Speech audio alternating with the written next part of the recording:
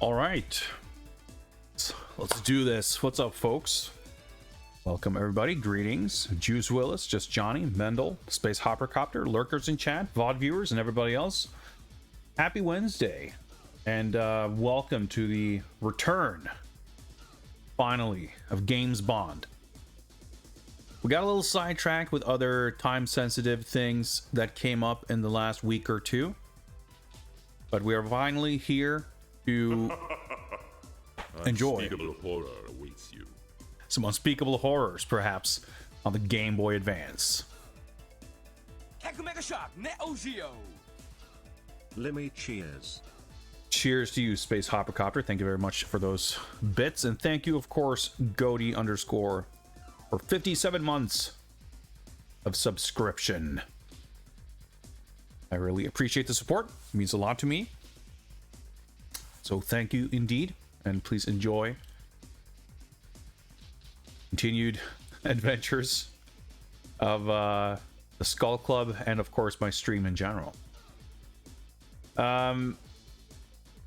Due to the unfortunate technical issues we had run into with game number 29, which we looked at briefly last time, that being 007 Hover Chase for mobile phones, we are indeed moving on to game number 30, which is Everything or Nothing for the Game Boy Advance. And I'm there's no reason to, per se, because the games have nothing in common, but after our most recent Game Boy Advance adventure with Nightfire, I'm a little anxious about what we're going to experience. It's a different developer, different type of game. No reason to assume that anything about Nightfire would carry over to Everything or Nothing. But, you know, you never know. But that's, I mean, it's kind of on me for going into these games with preconceived notions or expectations that are not necessarily well-founded. And more often than not, when I've made predictions or assumptions about games, and especially with regards to their relative level of challenge or frustration or enjoyment, I've not had a great track record of accurate predictions. So I try to go in with no expectations. In a peculiar kind of reversal of the Nightfire experience, with Everything or Nothing, we are actually playing the Game Boy Advance version first. And that is simply down to the release schedule. With Nightfire, the games had kind of a staggered release where I think the console versions all came out simultaneously, but the PC version was a little bit later, and the GBA version a little bit later still. With Everything or Nothing, the GBA version came first in November of 2003, and the console versions didn't come out until the following year. I forget the exact release date, but I guess it was like February or so of 2004. So even though this game most likely is going to be kind of a simplified, watered-down version of the broad strokes of the console game in terms of plot and probably missions and, you know, kind of the major beats, we won't have that game to compare to, which I think will make for an interesting experience. We'll get to kind of extrapolate a little bit from what we see in this game and imagine maybe what the big boy console versions are going to be like. And I think that's going to be interesting. But hopefully, the game's going to be enjoyable and comprehensible on its own. With Nightfire, you know, obviously I had played the other versions first, but my impression of the GBA version was that it was kind of like the cutscenes barely made any sense because you could hardly make out what was in the pictures, and it was just kind of weird without the context of having played the other versions. So I'm curious if this is going to be difficult to follow or how that's going to go. But yeah, I'm excited to dive into it. I don't have a ton of other preamble and things to go over, so I think without further ado, let's hop on over to the game's Bond scene and get ready Shall we?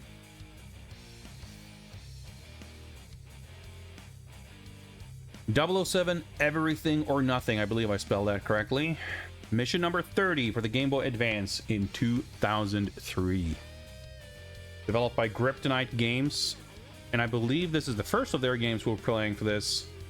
But I am not sure if it will be the last. We might as well, real quick, start over here with a Q Branch Research Funding Initiative, which will help us unlock additional missions, bonus games to be played on Games Bond whenever we reach the objective. And we do that by contributing to the channel in the form of bits, subs, for example, but also merch sales and direct donations. Sub equals 250 credits. 1 bit equals 1 credit. And if you reach 1,000 over the course of this stream, that will unlock or complete rather, the daily objective. And if we have completed, or when, hopefully, we have completed 10 daily objectives, we have reached our goal and the mission will commence. We are currently halfway there with 5 daily objectives completed. So if you'd like to see more Games Bond of a slightly different bonus nature, things that didn't quite qualify for the main lineup but are very interesting in their own right, the power is in your hands. But let's take a look at today's main event. Everything or Nothing. The world's fate is in your hands. 007 returns to the GBA in an isometric action game featuring more than 20 missions across a number of exotic locations, including Peru, Russia, and a space station. Going back to space already. I can dig it. The space stuff was actually pretty good on average in the Nightfire game, so let's see how it holds up here. The game allows 2 to 4 players to link up for multiplayer action, as well as connectivity with the GameCube version to unlock bonus content. I was very curious about this GBA to GameCube connectivity stuff. It is advertised on the box, and I think I saw it mentioned in some ad or something, but I have no idea what it entails. And I must say, unfortunately, in my research and, Googling, I was not able to find a lot of materials, supplementary materials for this game. If I had access to it, I would happily have flipped through the manual, for example, but I could not find one. I was looking for, advertisements and that kind of thing, and of course, there's gonna perhaps be a limited amount of that kind of stuff for the GBA version specifically of a game like this. And indeed, there are some promotional materials, some trailers and things, primarily concerning the console games, so we won't necessarily take too much of a look at that at this juncture. But even that kind of stuff, like magazine print ads and that kind of thing, just at a cursory glance, I didn't really find that much. So we're not going to be able to you won't have to be subjected to it either, I suppose. For better or for worse, we're not going to be able to do much of an extensive lore overview. So we will more or less be jumping in fairly directly, fairly blindly. But we're not completely empty-handed. There are a few things we can look at.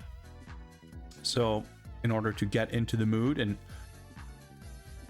learn whatever we can to set things up, let's take a look at what we do have here that is appropriate and relevant. Let's see here. I believe, yeah, we can check this out. All right, let's fade out these jams. And let's see. I wonder if this is going to bring up the spreadsheet. Yep. Such an annoying bug in OBS. Like, the browser source is visible, but because it's in, I was going to say in a group that's not visible, but that's not true. The group's visible also.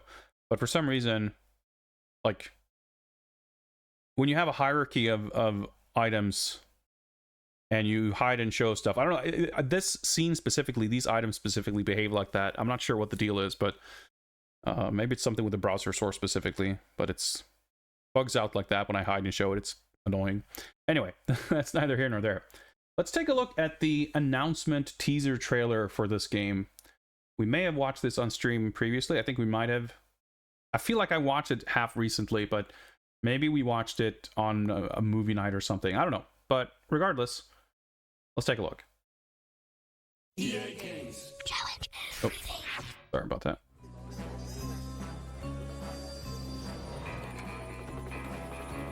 Bond. James Bond. But I'd wager you already knew that.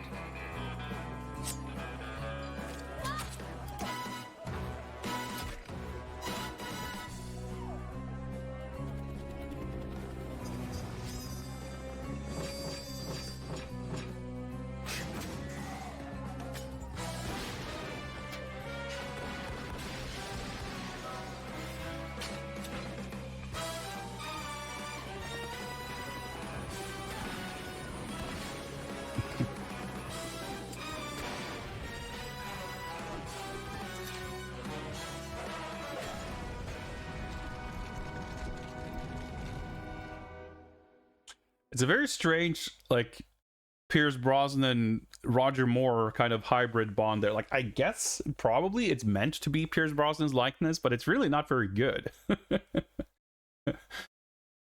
I think if you look at it, it's the like distinguishing feature that make you identify this as Pierce Brosnan's Bond isn't so much his face as his hair. Like, he's got that 90s bouffant, although this was in 2003. And aside like from one that, of it those doesn't really look that Japanese much animes. like him. What's up, Mr. Radon? It's like one of your Japanese animes. I mean, as far as Bond goes, a little bit. Obviously, that's just a little CG trailer to set the mood. I remember when this came out. I remember seeing this trailer and thinking it was pretty cool. It remains to be seen what relevance, if any, it has to the game, because obviously it's a very kind of thrown together scene. It's hard to imagine that this scene represents something that actually happens in the game, right? Bond just being in some kind of a bar, hitting on a lady who was apparently there to kill him, and then he's being accosted by 5 different assassins, and then he just uses his fucking Guy Ritchie Sherlock Holmes vision to identify everything in the room so he can pre-program his like perfect execution sequence of 3 simultaneous stunts before diving out the window. I mean, like, some of those things I could imagine being in the game, but the sequence as it plays out does not necessarily seem representative. At least not, I don't expect it to play out quite like that. I do think the kind of rappelling or like falling down the side of a building thing, like, I've seen shots like that from trailers, which I kind of, as I put together, it appears to be a kind of thing they put in the game, and to get good mileage out of it, there's like multiple sequences in the game that aren't just like that. So it could be that they kind of did do this trailer as a way to kind of tease and imply the sort of action and gameplay you would see in the game, because that's not super unusual, right? Whenever you see these commissioned, like, outsourced CG trailers, it's not a guarantee by any stretch, but more than once there have been things like this where they emulate or recreate or show off like features in the game. They like choreograph the CG film to have actions in it that sort of replicate or represent features that are actually in the game. So I'm excited to find out. Although I reckon those things, to whatever degree they are represented in the console game, are probably not going to be represented to the same degree or with the same fidelity, or at least in the same fashion, in the Game Boy Advance games, or game singular. But that's really about it that we can watch, because everything else I have in terms of trailers and videos are a lot more specific to the console game, so it's going to make more sense to take a look at that when we're playing that game. Beyond that, all I really have here is the cover art, which advertises bonus content by connecting to the GameCube. Unfortunately, again, I don't really have, unless it's specified on the back of the box. I don't know what that bonus content is. I suppose if we look through a guide on game FAQs or something, there might be further details on it. I did take a super quick look at game FAQs to see if there were save data available for download, and there was. I have no idea if how GBA save file formats work, so I don't know how compatible that would be with playing it on emulator, or what hoops you would have to jump through to make it work. But also, I think there were 1 or 2 files available, and neither of them specified whether they had enabled or unlocked the GameCube connectivity stuff, because I assume that's how that works. You connect it, you do whatever, and then it unlocks something. As in, once you've done that once and saved it, it would stay unlocked. But I have no idea. I've never done any kind of GameCube to GBA connectivity, I don't think. So I'm not actually sure. Regardless, I think we should hopefully have opportunity to investigate those kinds of things further on. But, for now, this is kind of what we have to go on. There's Egyptian pyramid missions, I guess. Here we go, rappelling down the side of a building. We got John Cleese. 2 to 4 players for multiplayer action. I guess we have vehicular action levels too. I mean, that's kind of cool, right? We see 3 screenshots and they show a little bit of variety already. I'm excited. 20 missions sounds daunting, but I'm also... I'd kind of rather take 20 missions than 5 that are overly long and tedious and boring. So hopefully 20 missions basically just means frequent checkpoints. Q doing his is he also like one of your Japanese animes, Mr. Radon? It looks to me more like he's got some kind of photo mustache going on. Doesn't, I mean, I can only I mean, it doesn't really look that much like John Cleese. I'm just assuming that that's who it's meant to be. Good heavens, 007. But I'm sure we'll find out. We've got some, highly questionable likenesses of at least Pierce Brosnan and Judi Dench on Game Boy Color and Game Boy Advance. Let's see if this game manages any better. We got Richard Keel. Unspeakable horror awaits you. Socrates, the tier 1 sub. Thank you very, very much indeed, Socrates, for the continued support. That puts us at 600 Q credits, halfway, more than halfway, in fact, to the daily objective. Looking good there, fellas. But yeah, thanks again. I appreciate that a lot. I feel like it's been a hot minute. We had a stretch there where Oddjob and Jaws were featured in just about every other game. But they've been a little bit more... I mean, they've been in, the multiplayer modes and stuff, but... we haven't seen as much of... fuck it, let's just bring back a bunch of old villains. And in fact, I don't know if they're... I had seen or heard something that he was in it, but I don't know if there's actually a bunch of old villains. I think it's just Jaws. But, fair enough. But like I said, these pictures look promising. We see different kind of gameplay here, and having driving levels and stuff in any action game is always a double-edged sword, because there's an excitement inherent to mixing things up and having variety. But it takes a lot of work to make one kind of game well, and basically splitting a game up and having multiple types of games in it requires you to have both slash all of them be good.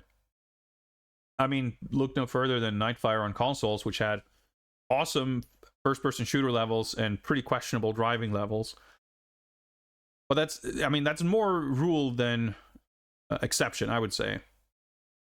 Not all action games with driving segments have driving segments that are like infuriating or terrible, but it's unusual, I would say, for them to kind of hold, an even level of quality between different game modes. But I think Bond is, like, as a theme or subject matter, almost demands something like that. At the very least, I would say it lends itself very well to having, on foot stuff and driving and whatever else. A very multimodal compatible theme for a video game, I would say. So I'm excited to see them not, giving up on that, at least, and especially on the GBA. It feels pretty ambitious. But yeah, that's pretty much all I got. So without further ado, actually, one more ado, which is to prepare our timer. See if we get that up and running. On screen there we go. Need to capture setup also, so let's just boot up this real quick.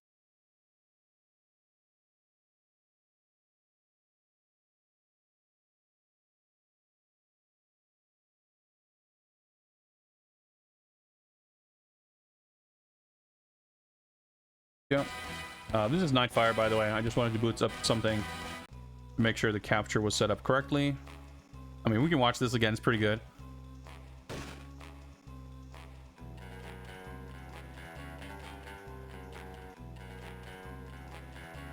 Just fades to black. Anyway, we're not playing Nightfire. We're playing Everything or Nothing, but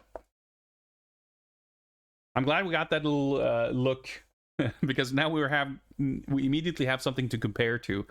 Let's see if Everything or Nothing has a powerful opening with a good gun barrel sequence.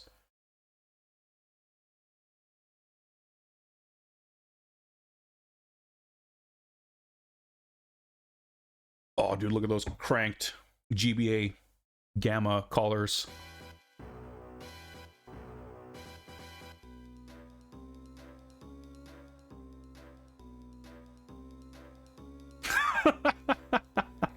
All right, okay, pretty good. Blood's animated this time. All right, okay. We got an extremely high quality Pierce Brosnan right there. All right, that's a good start. This fucking strut when he walked in there, his shoulders like perfectly fucking straight, no bobbing, no instability, just rock solid. Pretty strong.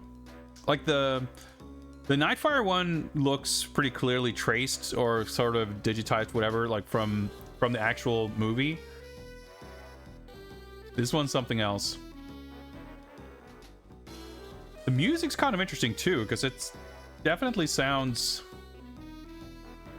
like I'm guessing this is actually not just streamed music, right? It's actually like done on the GBA. Because the instrumentation is like a little off. It sounds good.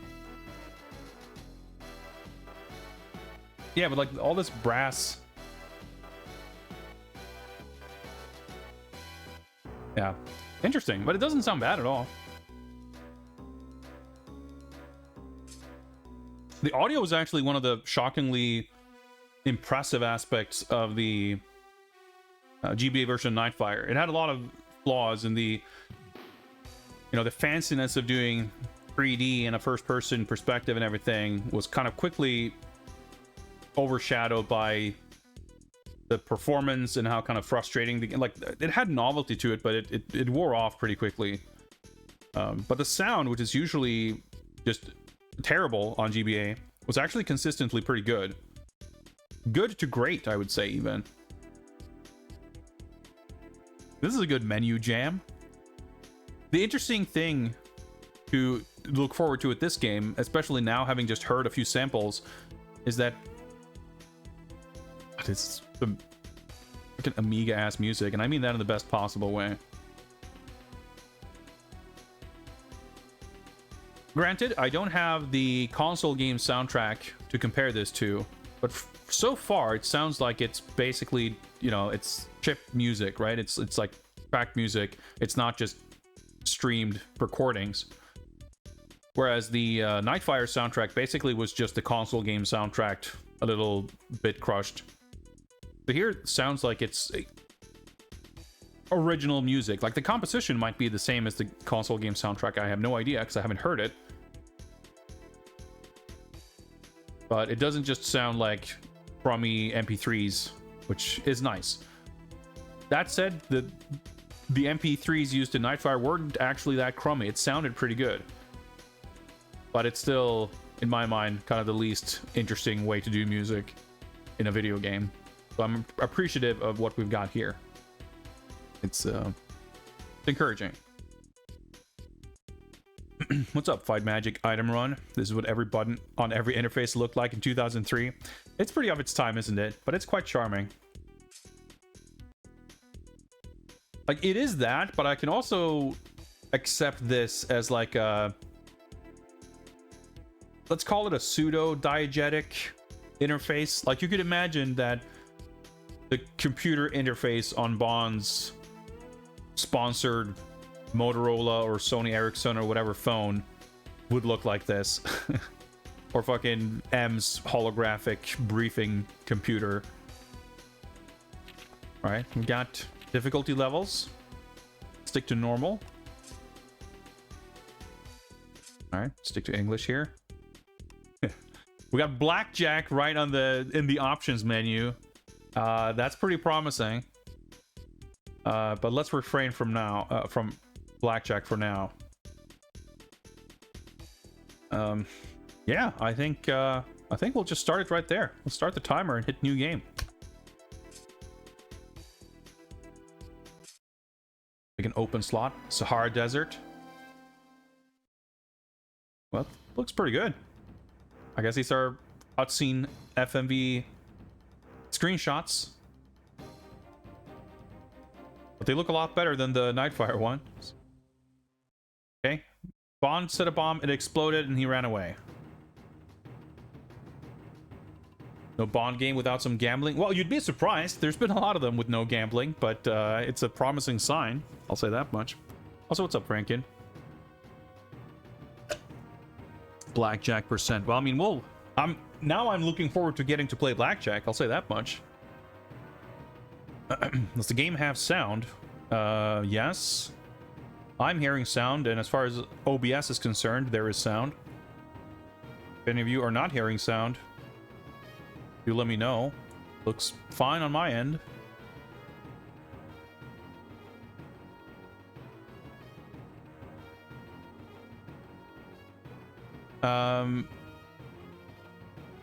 It's very low.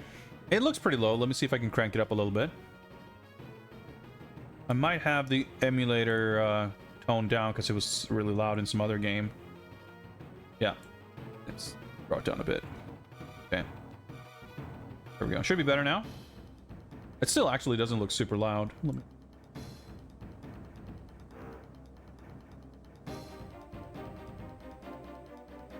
This music reminds me of Time Crisis. Okay, it went silent now. I don't know if the song ran out or what happened. Oh, there we go. Yeah, the song ended, I guess. Audio levels sound better.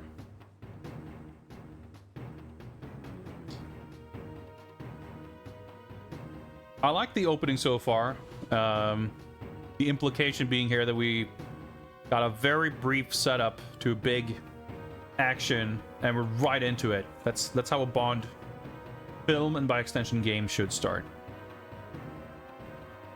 Bond, you've set the charges, now... no comma or anything. You've set the charges, now get out of there. Pretty decent Judi Dench. I mean, it's very obviously meant to be her. Run straight toward the edge to enable your Q repel. Quickly now. I can see what's going on with his mustache. It looks slightly more like John Cleese, but it's like it more so with Judi Dench here, but than with John Cleese here. But I reckon both of them they're clearly not photographs, right? What I believe probably is happening here is that they have the CG models for these characters, and these are like screenshots of the CG models that have then been slightly retouched by hand. Because it's not really quite pixel art, and it's not a pure CG render. It's a peculiar kind of mix, but it doesn't look terrible. Doesn't look amazing, but doesn't look terrible. On my way. I mean, that's a you know, aside from looking a little startled, like we just bumped into him in the bathroom doorway or something, that's a pretty good Pierce Brosnan. Got a nice, sturdy, thick neck. Looks strong and powerful. All right. On my way. Oh. Jaunty little run. I guess the audio is pretty loud. Oh. Knife. Okay, A to shoot. Oh, that looks like the edge of a building.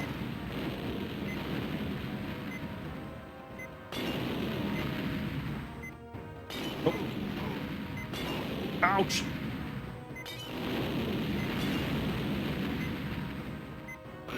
Ouch. Okay, I keep mashing because but they just like die in one hit. Okay, 44 seconds.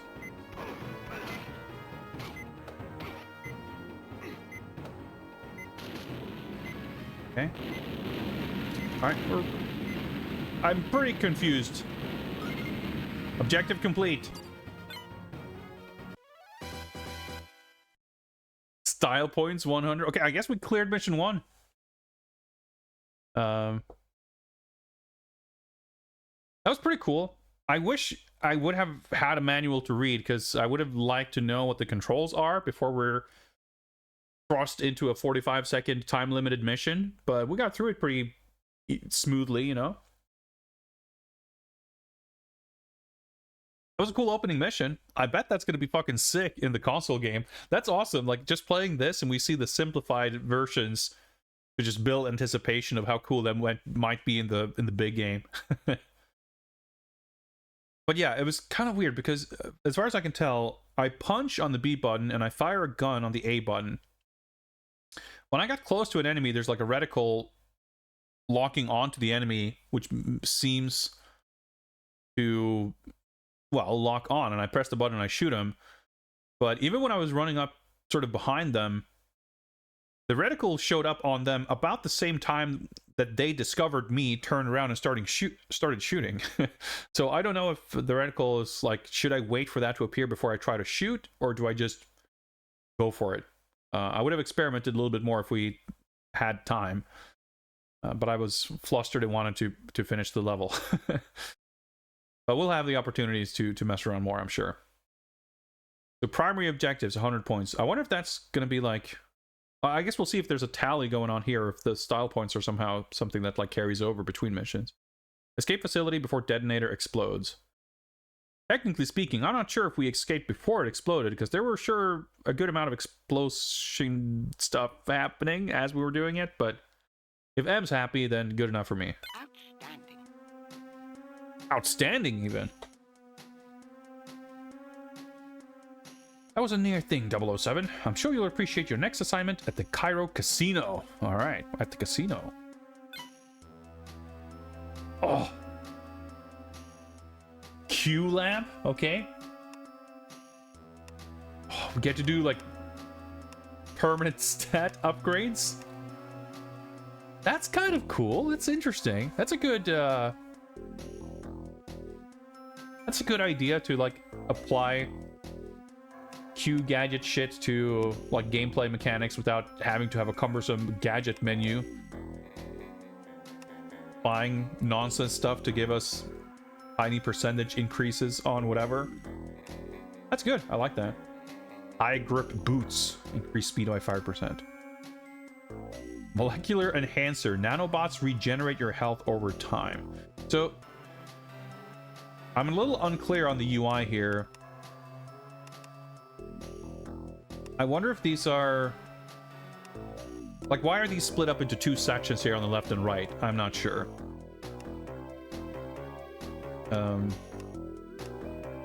Maybe these just have multiple slots because we will increase each and every one of them by multiple steps, and these are just one-time permanent purchases or something. Triage kit. Start each mission with one medical kit. Hydraulic reloader, faster shooting. More ammo. I was tempted to buy the boots because they're cheap and we can go nice and fast, but there's actually a lot of enticing upgrades, some of which are a bit more expensive. I think I'm better off holding on to my points for now. You get a better sense of what's actually going to be valuable. Music's pretty sick. Like, I'm impressed so far. The game hasn't really, you know, done much. We haven't seen much, but so far so good. I like the boldness of having a fucking 20-second long opening mission. Good world map. We get a little hint of where we're going to be going. Speaking of going places, let's go to Cairo. Welcome back. Back. Get close to Arkady Yayakov and discover what he knows about the stolen nanotech. I feel like there's some amount of briefing that I have missed. I don't know who Arkady Yayakov is. I don't know... I mean, truthfully, I don't know what nanotech is either. And I don't know from whom it has been stolen.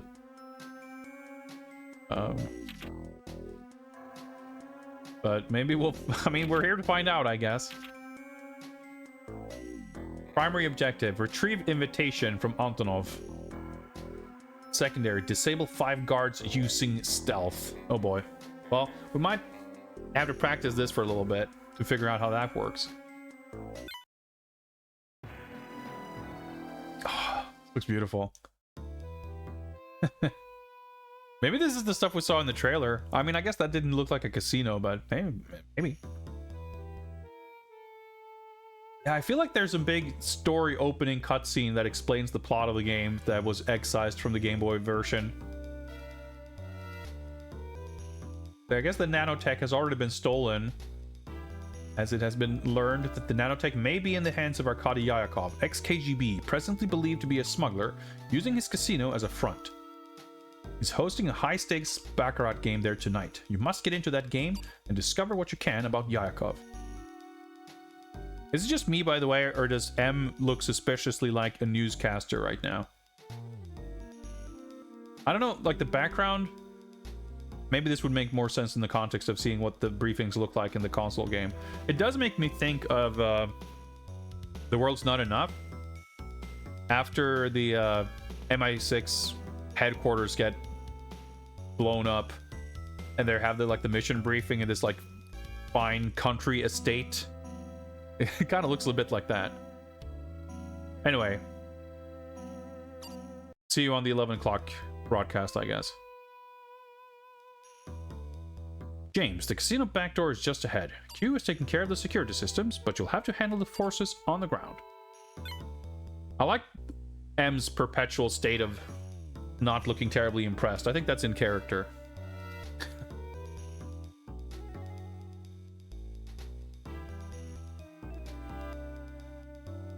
Staying unseen is critical. If you can get behind a hostile and press the B button, take him down quickly and quietly. I'm holding the R button. That's like for scoping things out.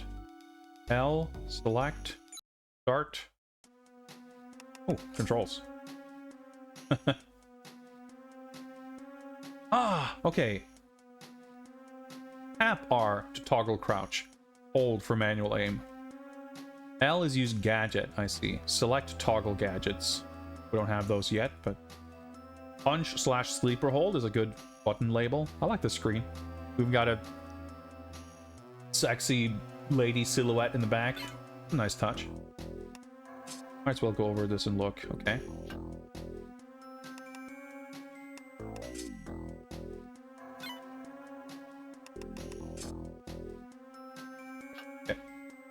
Check and make sure we didn't miss anything. Oh, okay. It's a little slow, but...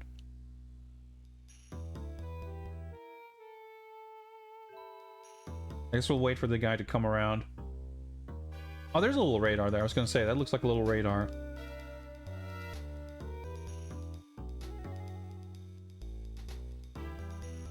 Rolling it a bit.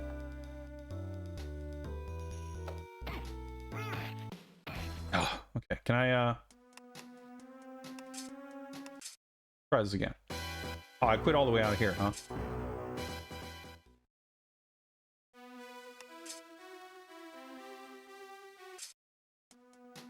I'm not necessarily insisting on redoing things until we can get them perfect. It's more a matter of I want to see if I can figure out how stuff works.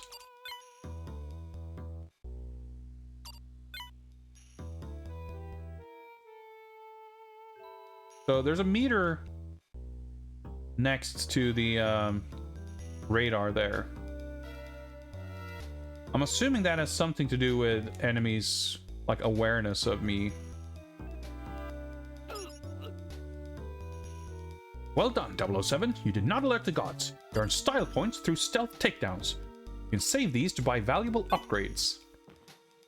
That's cool. That's kind of a neat little expansion on the scoring idea from the previous games. Man, the camera is something, all right. Especially because playing on my fake USB Super Nintendo controller, at least, diagonals are like a little tricky. So you're gonna end up wobbling a lot between cardinals and diagonals. Okay, I was gonna say, is he gonna move on? He's literally standing there for so long, just burning around. Oh my god. Okay. There's a limited range of 5 centimeters. Okay. Well, the game seems pretty forgiving, all things considered. But yeah. Stealth, when you can't really see too much of your surroundings, is a bit rough. But the radar is a nice touch. Like, it absolutely helps. If you crouch behind objects, you'll be harder to hit. Tap the R button to crouch. I guess I didn't need to crouch for that first section. Maybe my footsteps are silent.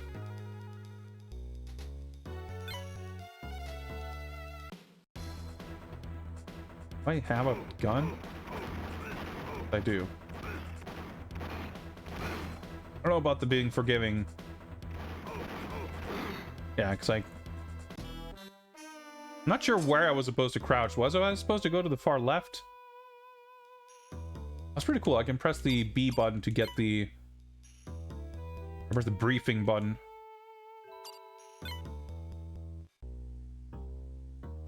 Let's try to jog up to him.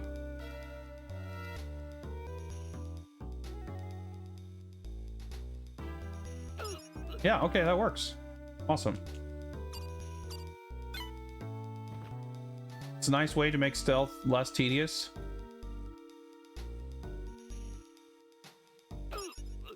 Okay, so I guess the thing goes green when you're in range to do a takedown, maybe?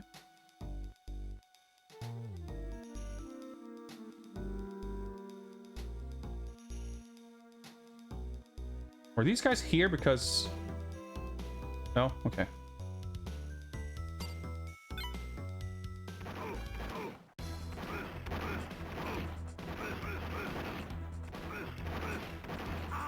How am I meant to do this?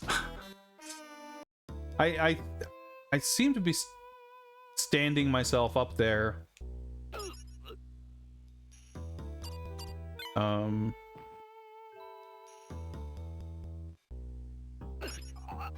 Standing and stand crouch toggle, same as manual aim, but I wasn't sure if I could remain crouching while shooting.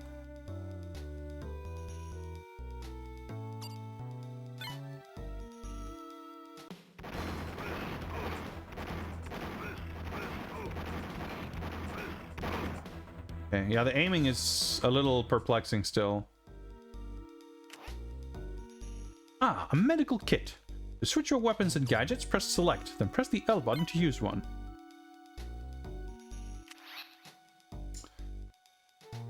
Yeah, the stealth seems relatively forgiving, but you take a lot of damage getting shot. Bond, that fellow there is Mikhail Antonov. Nasty Russian arms dealer, but he's got an invite to the Baccarat game. See if you can liberate it from him. No need to use your license here, Bond. Your fists will do nicely. Can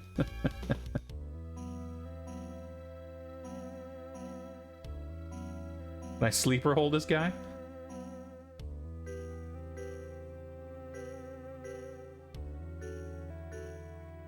Guess not. He kind of looks like the villain from the last game. Like the in-game rendition looks like fucking Spider-Man cartoon Peter Parker. And then on the picture he's like a, you know, nasty Russian arms dealer. Who are you? I'm here to borrow your invitation to tonight's card game. You'll do no such thing. We'll see about that. Ouch, my fists. Invitation. I'll take that invite, thank you very much. Objective complete. Yeah, I don't know about taking out fucking 5 guards with stealth. I'm assuming...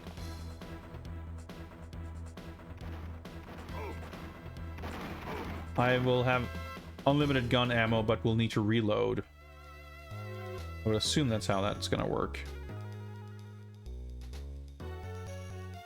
Oh. Guy looks like he's...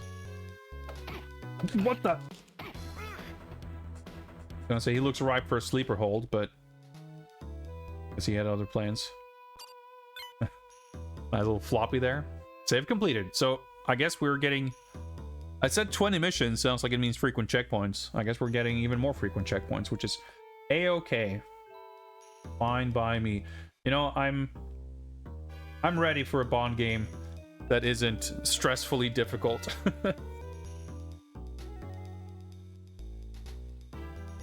The red bar in your upper left is your alert meter. Use it to determine whether or not you are being seen. It will fill up as you become detected. When it's full, you're spotted. Okay.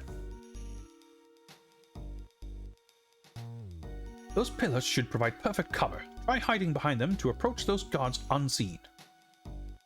Yeah, I think we got like, what, 2 sleeper holes? Actually, I guess we can check, right? Yeah, 2 of 5. Well, let's see if we can get 3 more here. Compete in private card game is our next objective. You know, it remains to be seen how it's gonna function in practice, but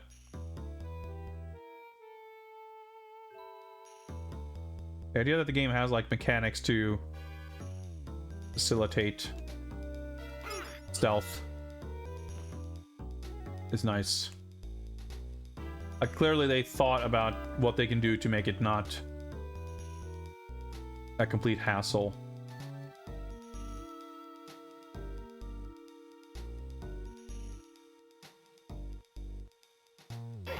Oh my god. Fully thought out, 007. Your cover's blown. Oh, I see. I see. Okay, so we should yeah, okay. See? Strict and punishing stealth section can be totally fine if it feels satisfying to do it correctly and it's not a complete pain in the ass. Wait, I am not failing. Look, this guy specific. I just run past him, huh? Why is my cover not blown?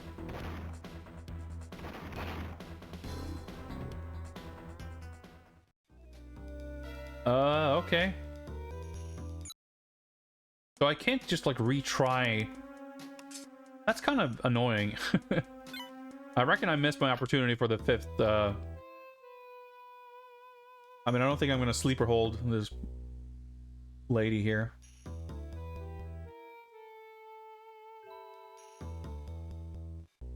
Oh well, another day, another million. We got GBA-ified Richard Gere over here. I like the sprite though.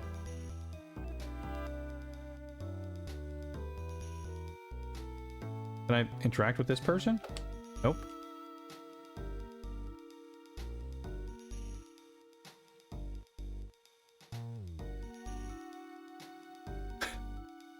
Isn't this what's her name? Dominique from the last game? Excuse me, I'm pretty sure that's her. Invitation, please. I'm here for Mr. Yakov's high-stakes baccarat game. Oh, of course. May Lady Luck be with you tonight at the casino. I'm just gonna run around a little bit, swing my fists. I'll do a little knee. Yo, what's up, why not? This game seems pretty alright so far. Okay, I can only interact with a select few people here. Alright. Save complete. Welcome to our annual high-stakes baccarat game. Mr. Yakov will be here shortly. In the meantime, may I offer you a drink? Vodka martini. Shaken, not stirred. I like, by the way, that I don't know if his expression is different. He seems less startled looking now, but he is wearing a tux in the portrait. And he was wearing his like action combat fishing gear in stage 1. Now the characters are definitely all just CG. It's a GBA game from 2003 after all. Like mandatory CG characters.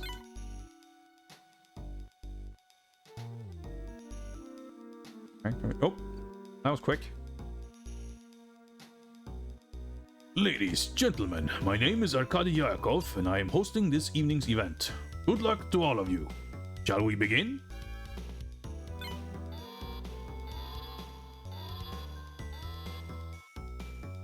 Okay, that definitely looks like fucking Raphael Drake from the like the other game looked a bit like, or the other guy looked a bit like him. That's definitely just him. Just like reused portraits of main characters from the previous game. I mean, that's kind of fun, but it's also very strange. Ladies and gentlemen, I hate to leave you so soon, but I have a small piece of business to take care of. It is a trifling matter, but one I must attend to. Enjoy the game until I return.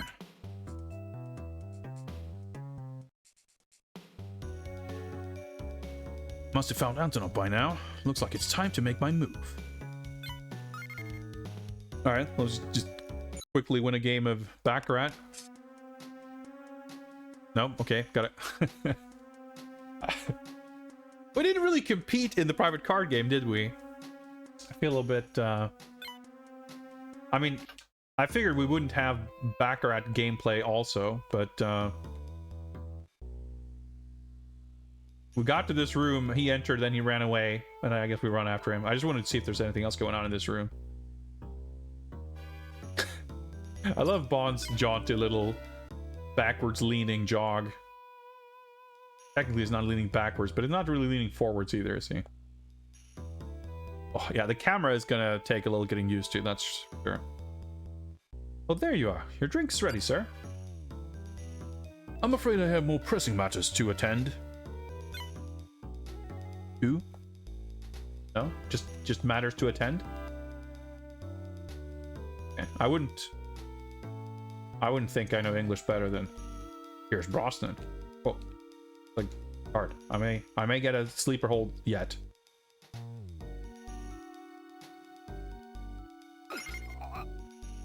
Got him. Oh. Try to stay hidden. You will know you're being seen when the alert meter fills up. If it fills, then you know you've been spotted. Yeah, okay. I heard you the first time, ma'am, but thank you.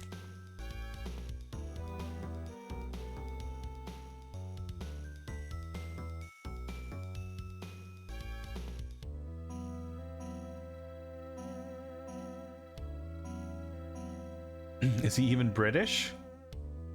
Well, yeah, he's more British than me.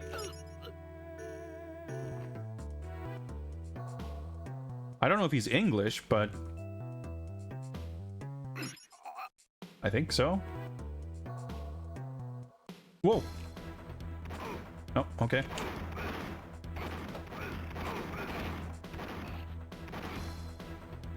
Yeah, the aiming is peculiar, but yeah, we walked through 2 rooms and we get a checkpoint, and now we're in a car. We're in a Aston Martin V12 Vanquish, I guess. Probably. Kind of looks like it. I'm starting to recognize it by now. I reckon in the console game, there's not going to be a hard cut from running down a hallway to sitting in the car. But it's going to be cool to get the kind of skeleton of the story and events of each mission in this game. And then when we play the console one, we'll get to fill in some of the blanks. Better aim than Resident Evil 2? I don't know. I don't know. I mean, it depends which version you're talking about. I don't know how Resident Evil 2 on the Tiger Gamecom handles. Music's pretty cool. I realize my pleas fall on deaf ears, but do try to bring the Aston Martin back in one piece, 007. Okay, can I... Probably not going to show us driving controls. Oh, it does. Oh. Movement, rocket, machine gun, oil slick. Okay, so no like acceleration button or anything, just sliding around in an isometric view. A to machine gun, B to rocket. I'm gonna assume everything except the machine gun is limited.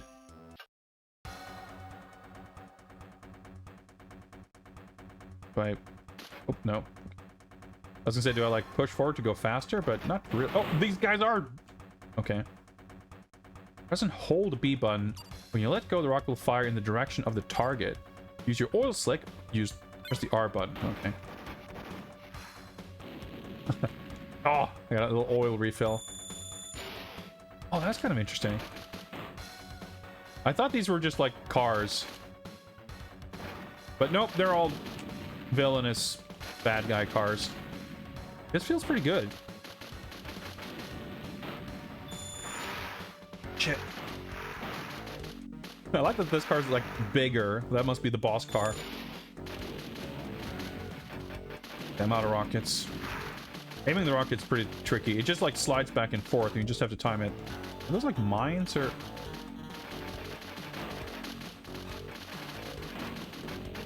Wait, I have... Oh shit, that is machine gun ammo. I just realized those little bullets. Dude, the oil slick.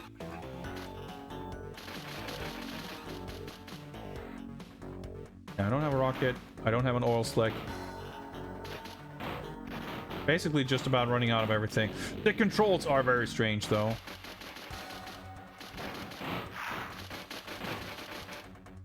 Oh, I get it. Okay, so the blue bar on the far left is my life meter, and the red bar is like the enemy life bar. Okay.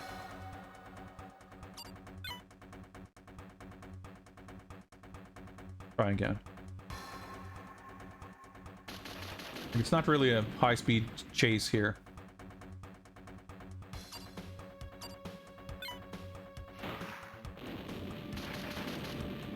I use the oil slick and it just makes the guy. Okay, that's my little rocket meter.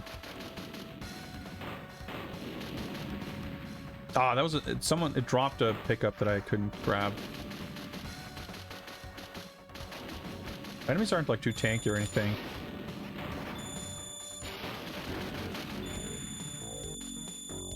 Yeah, it doesn't like lock on, it just like wobbles back and forth.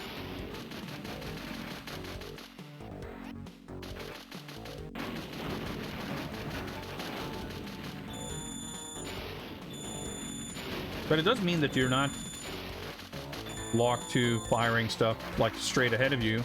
I mean, that was a bit of a problem in Ice Racer. Like, you have to get in harm's way to be able to aim at enemies. Oh, I'm out of rockets. Okay. Bullets? Oh, yeah, I was literally just out of bullets, too.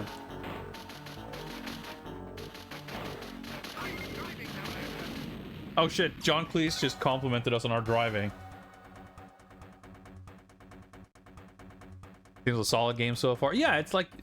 I mean, I feel like the best thing I can say about it is that it's not annoying. Traffic here can be murder.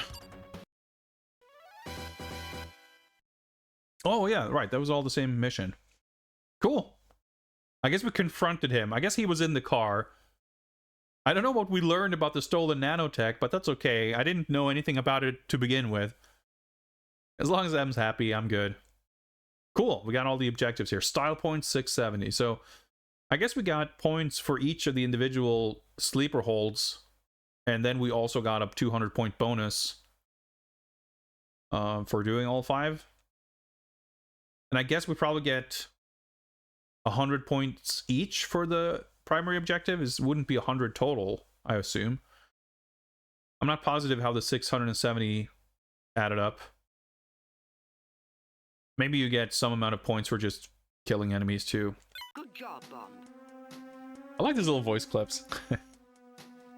Mission complete. Debriefing. Nice. Bond, we're analyzing the data from Yakov's discs now. Oh, he had discs. Okay, of course he had discs. Makes sense.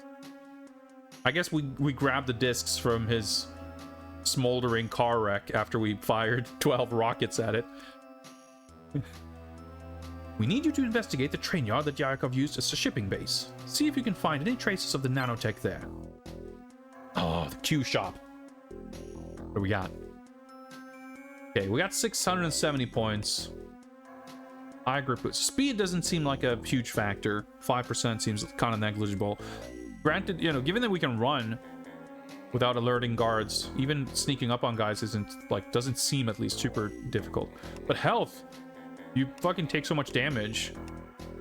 To start with metal kit seems good. Nanobots regenerate health over time seems incredibly powerful.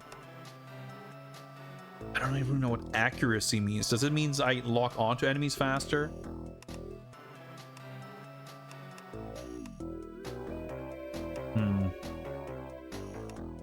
I noticed when I loaded my save game, just restart the mission, that it had a total, like it showed how many style points we have out of a total. So I guess style points, you can't farm them or anything. It's just like there's a set amount that we can earn in each mission. But I guess if we don't, like, because we have the mission select, we can go back to previous missions where we didn't get all of the objectives.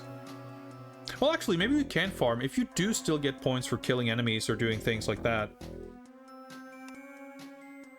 Maybe. Then again, yeah, that wouldn't, having a max wouldn't make sense. I don't know. Maybe we can only increase our, like, lifetime best on each level and that transfers over.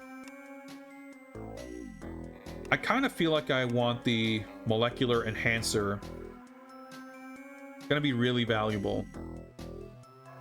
And it's like the most expensive thing I can get right now anyway. So once I get that, I can look into some other things.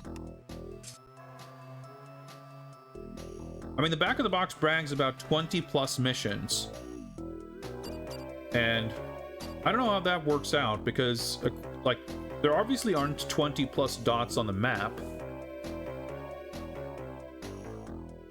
But surely they wouldn't count each, like, checkpoint, each room as its own mission. Like, if they did that, then yeah, they would probably arrive at a number over 20 if these 6, 7, or whatever are the entirety of the game, these levels. But I don't know. I don't think we've completed 25% of the game. But maybe.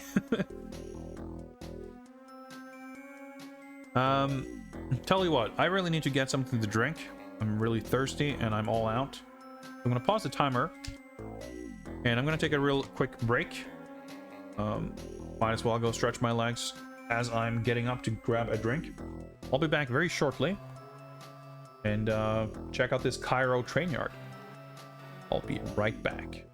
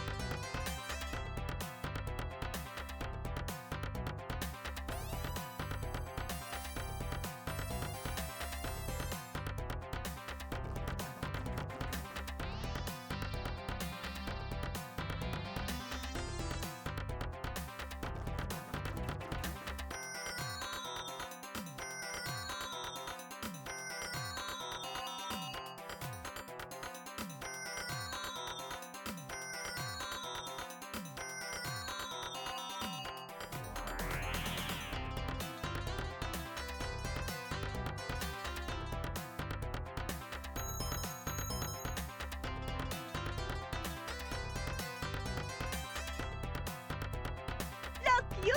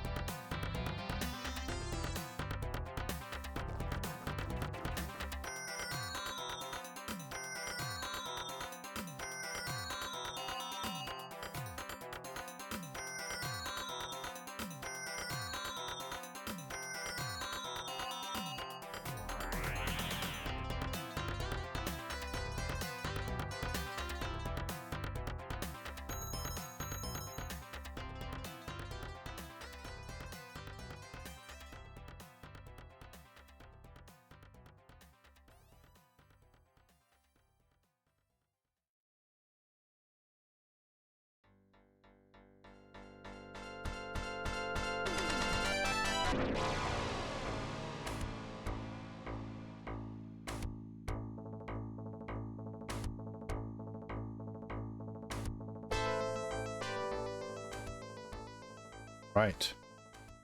I'm back. And ready to go.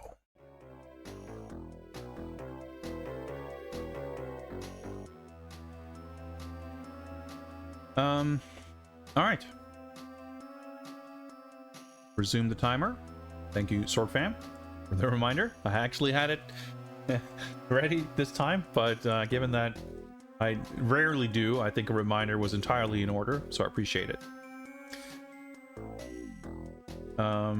Okay, Cairo Train Yard.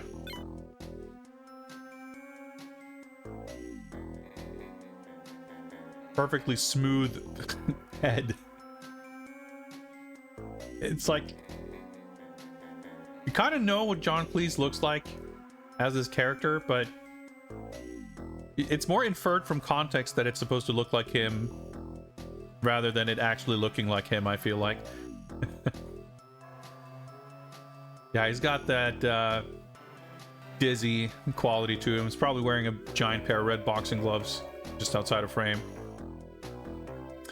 No idea what's going on with his upper lip. I mean, he has a mustache, but a little peculiar looking. In any case, to assist you, you are being equipped with a mobile chemical analyzer that will help you locate any nanotech or anything else out of the ordinary.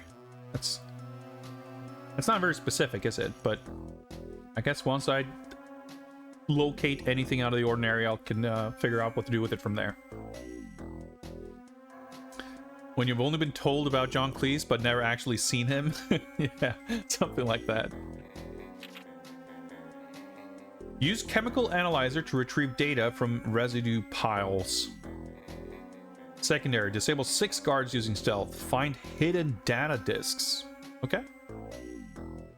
We'll try to go for stealth because it's A, satisfying, B, gives us points, and C, means we don't have to deal with a firefight. So we're incentivized to sleeper hold guys anyway. But I'm not gonna like obsess about going for every objective or anything. Okay. Yet again, I feel a little deprived of context. But I guess we get a little cutscene here. Okay, Cairo, pyramids, trains. Bond, get close enough to get an analysis of whatever that dust is. When you encounter potential samples, activate the mobile analyzer using the B button. You are equipped in this mission with a hollow puck. Create a holographic double that can be used to draw fire. Okay. I guess that's my hollow puck equipped right there. Music is cool. Is that like a landmine, or is it suspicious dust? I guess there's a objective marker. This music is fucking sick.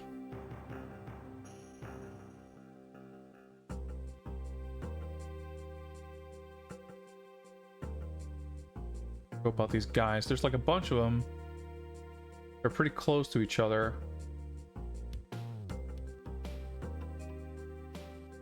I guess crouching shouldn't be necessary because I don't think it affects how well they can see me necessarily. Oh. well, we have that little meter.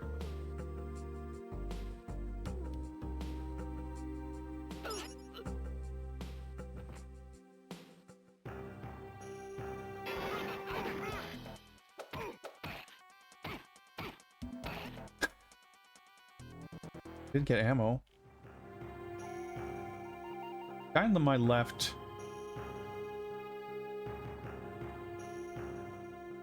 Not aware of me currently. Oh, shit.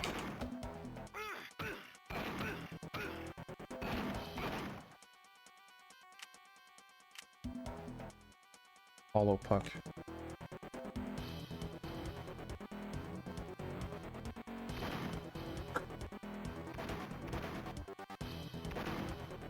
Can I just not hit him from down here?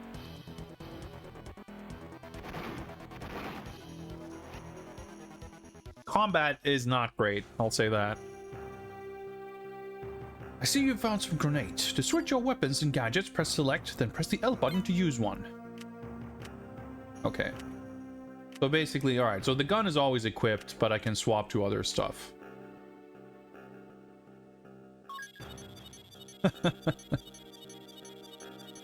Pretty good. Oh, okay, so it's been analyzed. Okay, I thought I was waiting for something.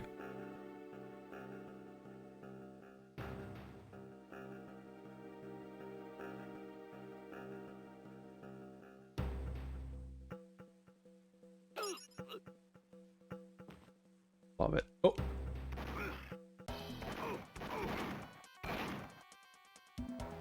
Oh, we got a med kit.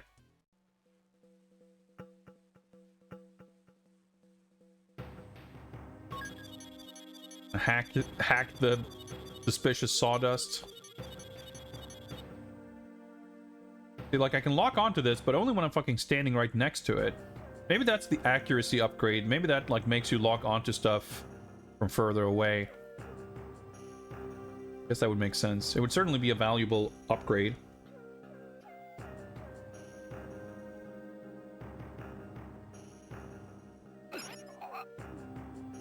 That's a really good choked out sound. What kind of explosives or something? I'm not sure why I'm like locking onto this thing.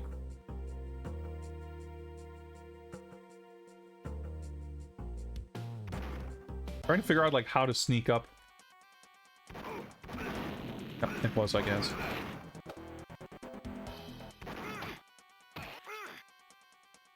That. Data disk. Ah, I see. Oh, I should probably heal. Probably use these grenades and shit too, just to kind of learn how they work. Yeah, the visibility in the camera is a little bit of an issue. But beyond that, the game's definitely cool. And again, they're like mitigating factors to the annoyingness or potential annoyingness. Whoa. Oh, it's the other guy. Okay, I was wondering why that suspicion gauge went up. Oh, shit. Dude, I'm so confused. The shadow from the fence, like I misread the graphics, so I thought the shadow was the fence. I thought it was standing like right up to the next to the fence. So I thought there was no way to go past these barrels on the right. I was like, oh, wait, shit, I can go all the way up here. Of course I can do that. No problem.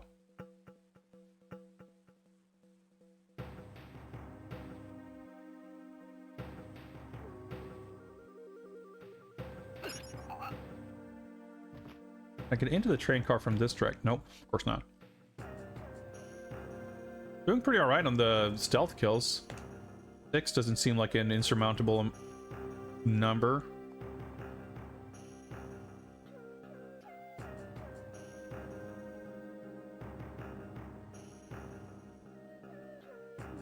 That guy's pretty much got his back up to the corner, though.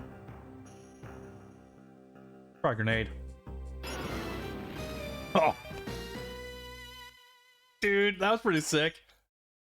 I think that's going to count as a Bond move. We cunningly tossed a grenade, avoided confrontation, and got a little Bond jingle for our troubles.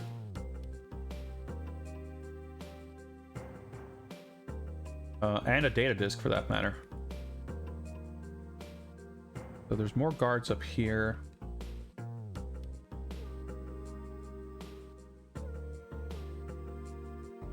Go. Wait. They started running, but they didn't actually see me, I think.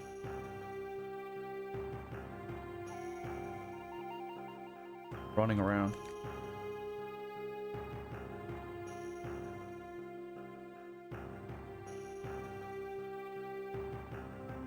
This is like the World's Not Enough Game Boy Color jungle forest chase stealth scene all over again. Except we don't instantly game over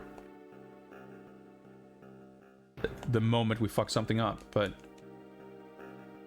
they're kind of like running and turning around very frequently.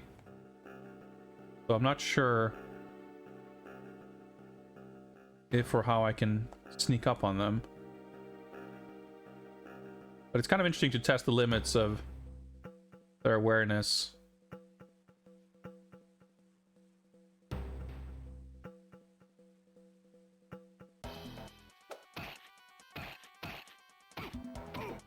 Dude, fully meleeing take like 80 attacks. Alright, hollow bond. Seems like it's gonna be awkward to use.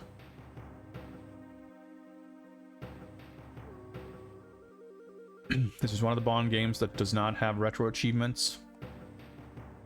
Well, sounds like you got work to do. Oh, he's around.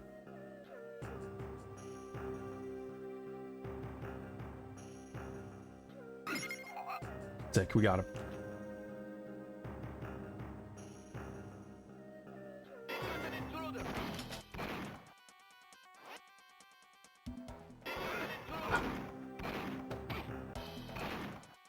Man, it's good that like the enemies that go into alert, it's like just the one enemy. It doesn't really like getting spotted by one guy doesn't have a like a cascading effect of being fucked up dealing with the rest of. Those are mines, I guess. Yeah. Figure out which gadget was which here.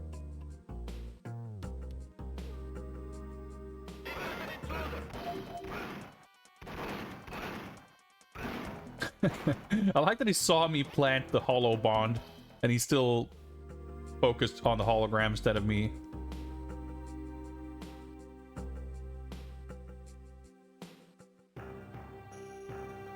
Take a look at it eventually. Almost finished up with the duel on the Master System. Nice. That game was sick. Alright, let's hack the dust. At least it is an MGS alert. It's funny, the music here definitely, not this part of the song maybe, but other parts of the song reminded me a lot of oh shit, I guess I guess he walked into the mine? Sweet.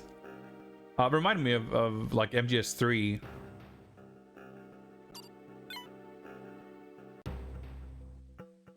Alright, what the objective's looking like here actually? Alright, 2 out of 3 hidden data disks.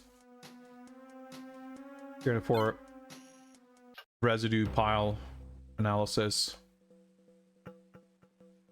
Well, this contained a data disk previously. Got ammo. Okay. Not really sure on how the ammo count works, but I say he's gonna see me. Oh, I guess my health did refill, because I was thinking about that. I was low on health at the end of the last section. I guess you get full health at each checkpoint. That's very convenient. The guy here, right? This part of the song is so sick.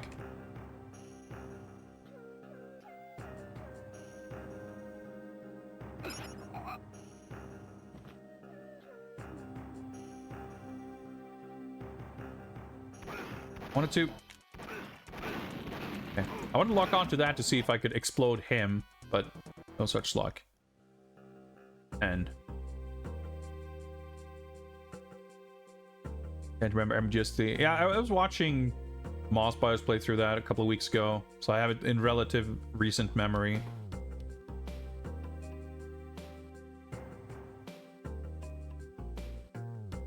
They finally started on MGS4, by the way. It was really interesting to watch that. I haven't seen that game in so long.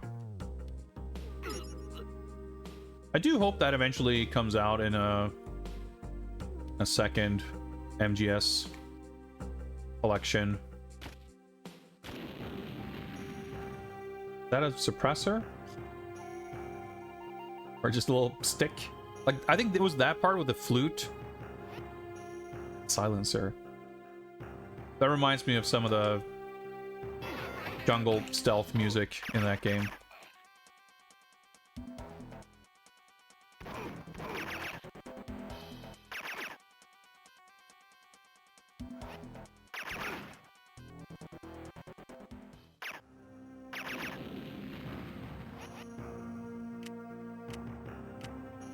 What I was looking for?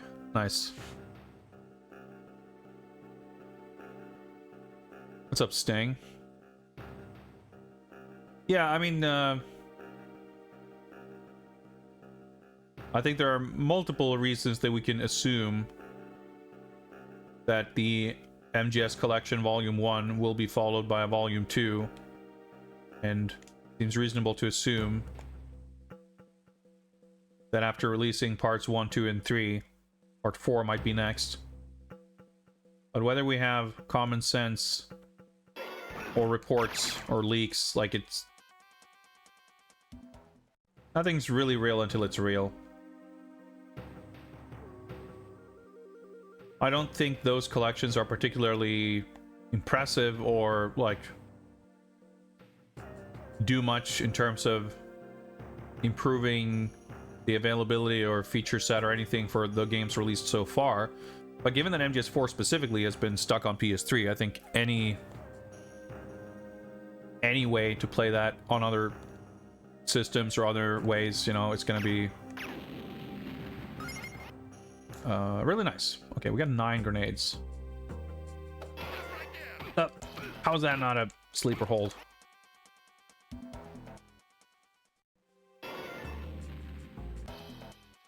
Verify. Oh, dude, the grenades even lock onto the dudes. That's cool. Medkit.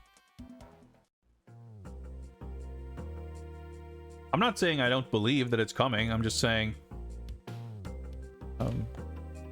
I'm looking forward to hearing official word. I'm looking forward to seeing it. I'm looking forward to it being released. Okay, so going up there to finish the level, probably. Well, we might have to leave after doing. We got everything else done, so might as well pack the dust.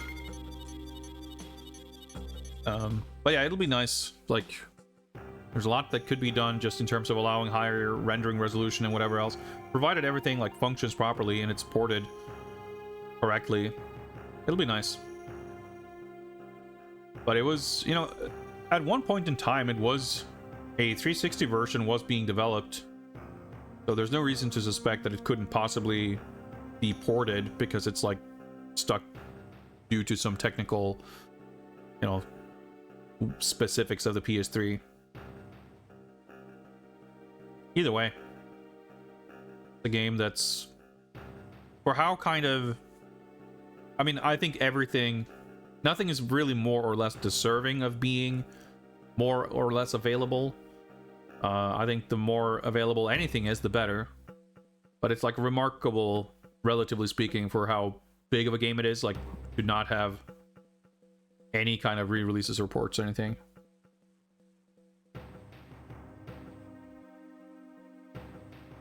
Yeah, the installation at release, you could only install one chapter at a time.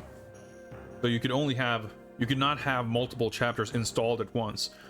You had to like uninstall a chapter to install the next one, I'm pretty sure, even. So in true MGS fashion, it was made into a whole thing that was pretty cool with the presentation of it, but being able to install the full game hardly made the experience worse. But yeah, I wouldn't hardly call myself the biggest MGS super fan or anything, but I think the games are interesting primarily for everything they do mechanically. You know, they're great presentation wise, and I wouldn't say the story, but the presentation of the storytelling is definitely very well done in those games. But yeah, so I think they absolutely, as with anything, but again, given the lack of availability of that game in particular, very much welcome. I wouldn't say I'm particularly invested in the MGS3 remake, but at the very least I have a degree of curiosity. I mean, I am interested in Konami. I think Konami has been an intriguing company to follow in the last couple of years, and by all accounts seem intent on becoming more of a presence in console gaming again, which I appreciate. And I think a lot of people have an axe to grind with them, and some of that is warranted, some perhaps not so much, but I think the sheer fact that they are looking to actually release more games, I think, is a positive for sure. I understand that there's a lot of Silent Hill fans who are not excited about what they're doing with Silent Hill in parts, and that's fair enough. And I'm sure a lot of people have very, you know, a lot of thoughts and feelings on Metal Gear and whatever else too, but even if they release stuff that isn't great, like, or even just, you know, the occasional and sometimes half-hearted compilations of older games, like anything, I think anything coming out of Konami is a positive over nothing coming out of them. Yeah, I mean, as far as Silent Hill goes, I've never played those games. I have never been that interested in them, but it does not appear to me that fucking around with Silent Hill to middling results is anything new.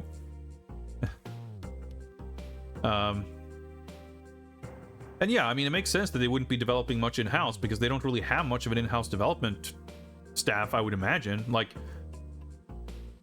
you know, Kojima Productions was like one of the last, I think, like 3 things that they had going in the like 2010s. They have like Power Pro, they have Winning 11, you know, they had Love Live and stuff like that going on the 3DS for a good while, but I'm pretty sure that's dried up now as well. So like, it makes sense. I mean, even in the, you know, the 2000s, they outsourced a lot of stuff. Like, they got a lot of different developers to work on all kinds of games, you know, like Contra and Castlevania and whatever else. Suma Digital did some stuff for them. They did the track and field game for the DS, which was pretty sick. So like, yeah, I feel like that makes sense. I think that makes sense for a lot of publishers, and especially, you know, maybe they could build up to having more of an in-house presence, but I'm not sure that's even preferable. And I think if they're in a position, they have a lot of very strong IP, and I think a lot of those IP are such that they're kind of malleable and you can do different things with them. So you don't necessarily need, in my opinion, like a captain at the helm of something like Castlevania to make sure that every Castlevania release is coherent with some grand vision. I mean, if that's what they would want to do, that's perfectly fine, but I think it's also equally fine for them to, you know, whether it's Castlevania or Contra or, you know, any number of other things, whatever Hudson IP. I mean, I guess they're not doing much with anything but Bomberman, but regardless, I think a lot of those older IP are such that there are always going to be plenty of people willing to do all kinds of interesting stuff with it. And I think none of them, like Metal Gear being an exception, but a lot of the other things they've had, Goemon another exception, but some at least of their big IP are such that they have and could be interpreted in different ways, and I'd be excited and interested in seeing what that could be. Either it's stuff like Contra that's had so many different versions over the years, or it's just something like we got that I think they were a Chinese studio that made the Getsu Fumaden game that was on Steam. I understand that was like not handled super great, but conceptually, you know, Getsu Fumaden is one game. It doesn't have a history of being a lot of different things, but it's also old enough and kind of, you know, there's room for someone to do something with it without it feeling unfaithful or anything like that, right? So I think it makes sense. You know, I keep clamoring for companies like Konami, but Capcom, Sega, Namco, whoever, Taito, who are under Square Enix now, of course, like anyone who gets the license to do stuff from Data East and like any of those companies, if you're not doing stuff yourselves, like facilitate others doing stuff with it. And you know, Sega has their own stuff, and of course now they have their kind of initiative with their old IP, even though that's also kind of mixed. Some of that's in developed internally, some isn't. But regardless, you know, those companies have their kind of big stuff, but they also have this smaller stuff on the side, some of which is outsourced. But even if you don't have the internal development or something big in-house, which I guess Konami are, well, none of it's in-house, I guess, but they'll potentially have stuff at different kind of scales. Point being, I'd be happy for them to facilitate games being made using their IP. It doesn't concern me greatly whether it's, I mean, if they were to say, yeah, we're doing this in-house, I don't think of that as a particular plus or minus. I mean, I don't necessarily do that regardless, but in the case of Konami, I don't think there is a in-house really for, you know, to do that. But even if there was, like, I don't know that I would trust that any more than anyone else. Yeah, Taito purchased, Square Enix purchased Taito in, I don't know, 2010 or something like that.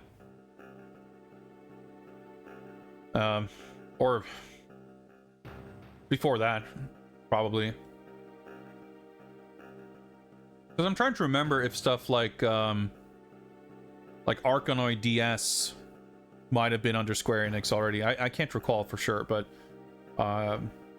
it's been a long time. Like it's nothing new. And even then, Taito,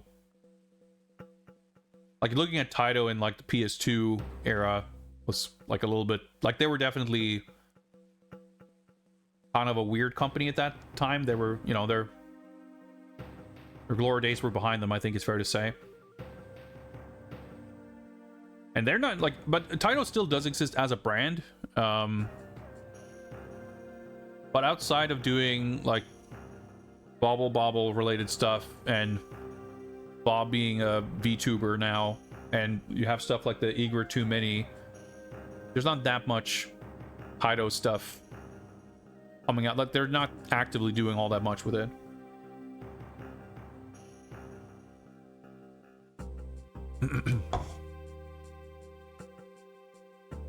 Well, Sega's been, I think, a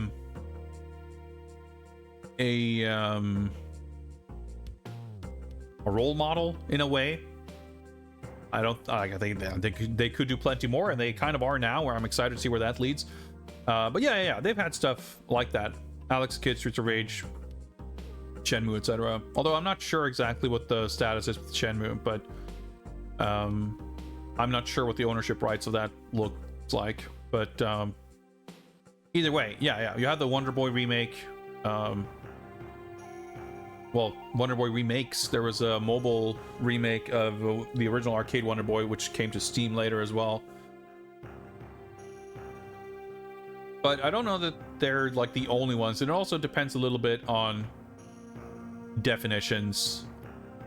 Obviously, you had, like I mentioned with Konami, but also with Sega and Capcom and multiple others who over time, like in different instances, have had external studios work with them for various smaller projects and stuff. And yeah, I guess there was a Monster World 4 remake as well, wasn't there? I just remember, yeah, the trailers looked like terrible, and I never played it. They had like trailers that had frame drops, which is, I don't know, never a good look. Either way, I think that's cool, and I think more companies should do it. Anyway, let's play some Bond. Are you getting this, Q? Yes, I suggest you move along, 007. I've got what I need. Objective complete. Okay, we're not done. I think we have all the objectives. Let's see. It's kind of weird that it doesn't show... Yeah. We're done with everything. We just gotta find the exit, I guess. Which conveniently is on our map.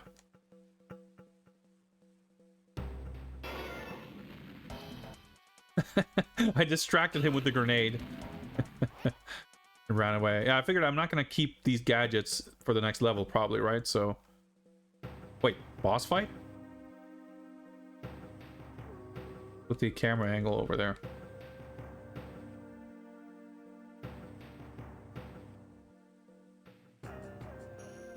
Let's see. Can we do something fun? That's the mine. The hollow bond. Wait, don't run over here. Why would holographic bond hide? You're meant to draw their fire. If just following my steps. Do that, I guess. Alright, okay. Well, that went okay. Luckily, we're not scored. Let alone as severely as in GBA Nightfire. So we can fuck around a little bit. Got some kind of dramatic showdown here. It's Jaws, okay. I guess it does kind of look like him. Afraid I'm gonna have to punch your ticket, Jaws. Oh, boss health bar. Oh shit, he's Donkey Konging us. Wait, I could target the barrel. Look how conspicuous walkie-talkie over there. Grenade didn't seem to harm him.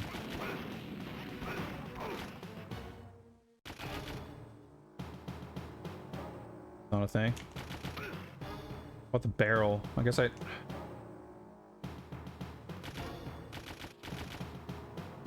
Running out of my... submachine gun. Yep, back to a pistol.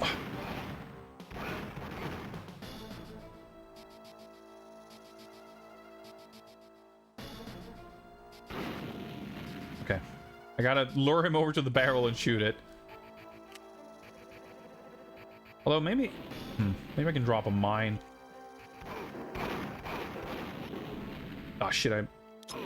Ouch! I see. The barrel exploded, but... You can always have two unexploded barrels on screen.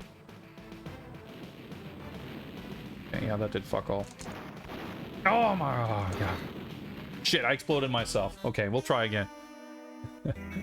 Game development is weird. So many of the people games you may remember might not still be with the companies that conceive them. The other scale, AAA gaming, you have so many people working on them that you can't pinpoint who did what. If you ever could. Yeah. I mean, that's an interesting aspect, right? In terms of ownership, not legal ownership, but like moral ownership. Now, I don't know how to phrase it exactly, but I think that's a factor that's that is relevant when it comes to people having expectations of old stuff coming back. In many cases, I think, or for that matter, like, it goes both ways. Like, people expecting or demanding things to come back when in reality it might be troublesome given the absence of certain individuals. While at the same time, some people get super upset at, you know, there's no better example, I think, than Konami. People get mad or feel certain kinds of ways about Konami doing things with Metal Gear without Hideo Kojima's involvement, which I don't think that's an unfair feeling, especially given the nature of at least what we know and understand of it publicly, sort of how that relationship ended, right? I don't think people are out of line for feeling icky about Konami's like Metal Gear stuff. And I think that's like that also, you know, Metal Gear Survive being what it was, I think only added to that narrative.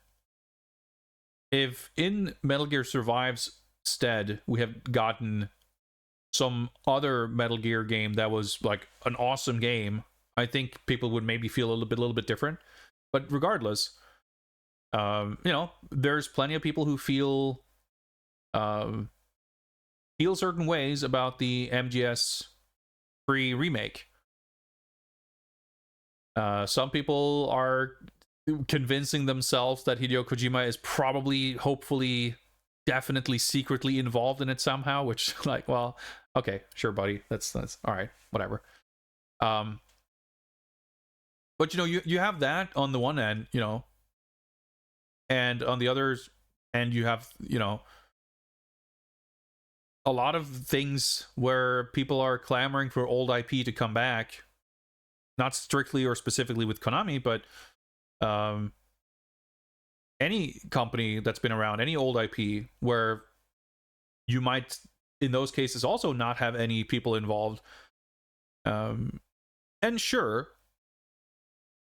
Kojima is an unusually, like, the connection between the individual Hideo Kojima and the brand and property and product of Metal Gear is intertwined more closely than most, but even so, I would say it's very unusual for an IP to stick around for decades and have the same people, even if it's just like the same one or two creatives at the top, have them involved. And some series of games have had that change in ownership constantly and frequently.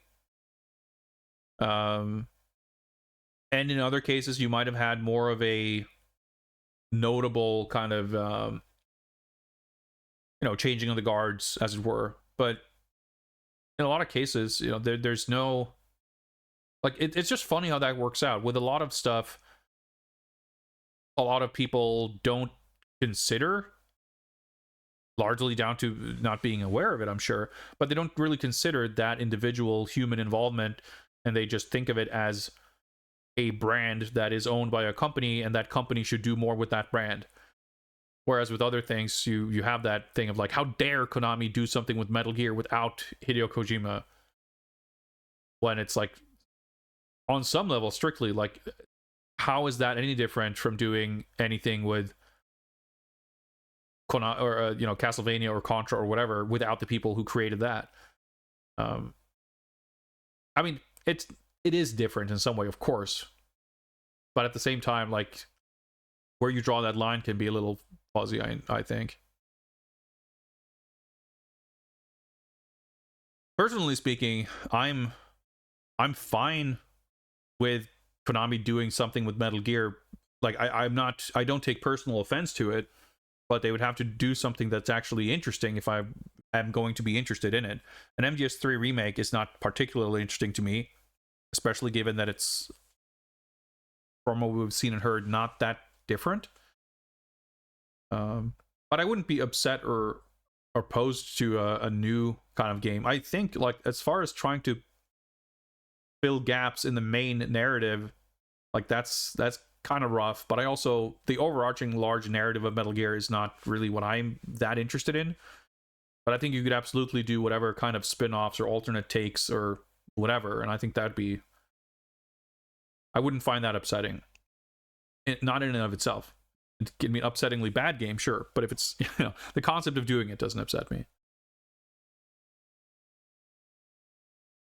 I think MGS5 was, like, a lot of MGS5 was incredibly awesome, but it also, like, just didn't feel finished at all. The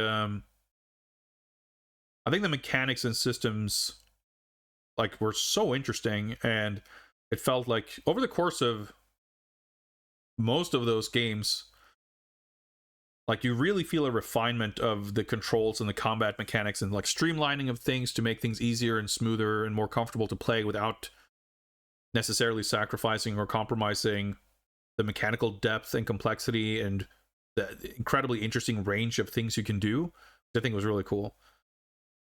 But MGS5 had like real issues with the pacing and storytelling that just wasn't nearly as strong, on account of it just feeling like, you know, completely not even close to finished.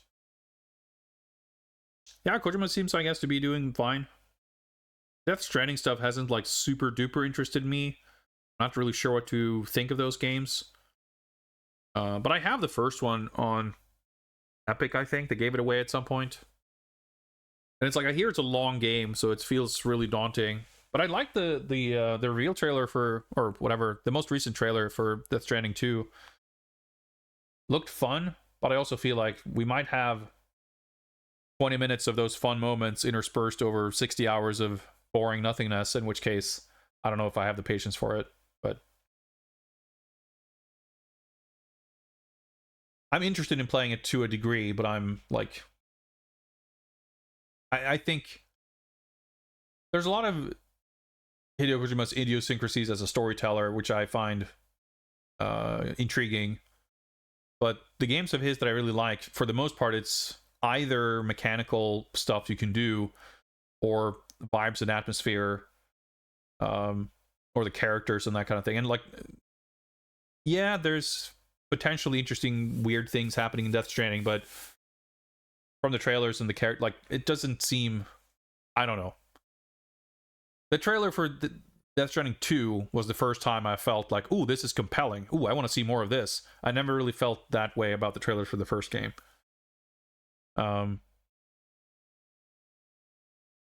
So, yeah, I'm not saying, like, I don't know enough of it, really enough about it to say that it's, like, that it doesn't fulfill those needs for me to be an interesting game. But I guess it's hard to see from the trailers what that stuff would be, and I don't really like, I mean, it's very subjective, right? The world as it's presented doesn't look appealing to me. In theory, I'd love to play it, but, you know, I have about 8,000 games back there that I'd love to play also, and there's no time for all of them, so maybe one of these days, who knows. Alright, I restarted without any gadgets.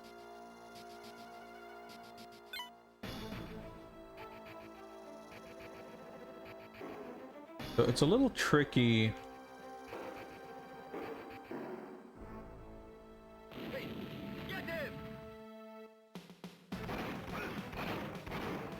So you wanna... Are you gonna come after me? Like, you don't want to be running away from him to the barrel. I guess you should see him on the radar, right?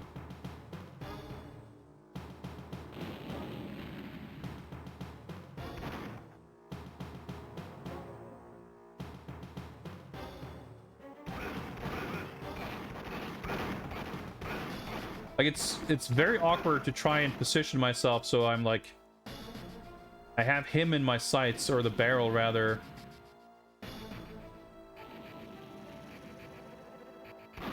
There we go.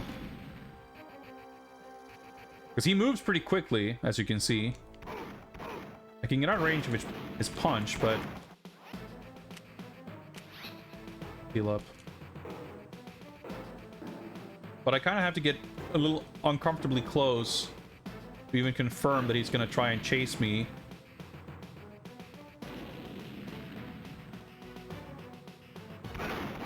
Especially if I also have to deal with these guys. I didn't realize he was chasing me. Oh my god, okay. I guess I was being shot at. That was real quick.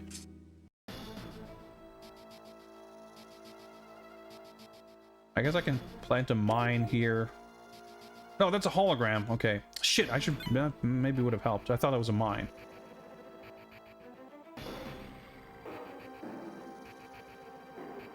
Harold just... Okay, it looked like it disappeared out of thin air.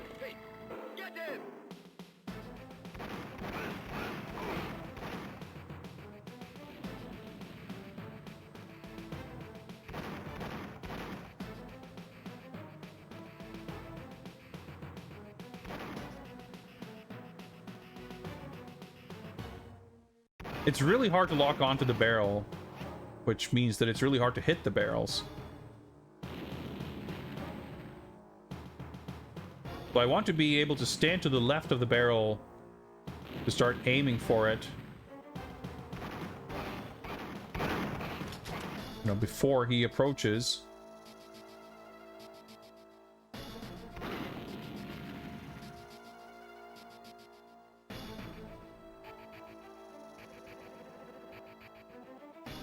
Right, that barrel is going to be kind of awkward to get rid of anyway.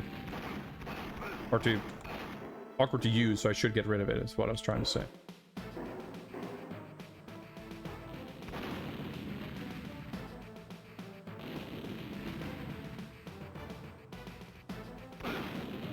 Okay, I hit him at least. Heal.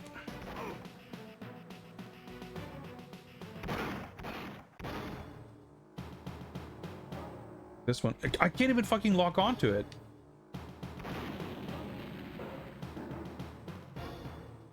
Oh, maybe I can. No. Maybe I could have him chase me around this whole structure. Maybe that would help.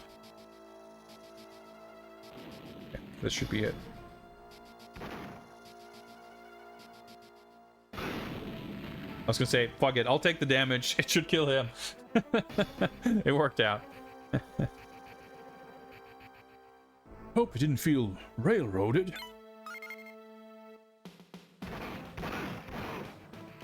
I thought the mission would be over. Let's heal.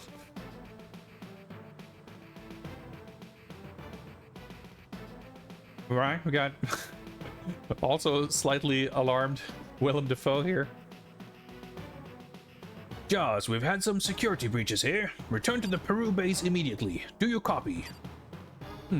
Peru. I've always wanted to go there. Okay. Nice. All right, we can afford the nano machines now at least. The combat here is very awkward, unfortunately. But aside from that, it's pretty sweet. And so far, like, even when it's been difficult, the checkpoints are very generous. So at least early on here, it's not too troublesome.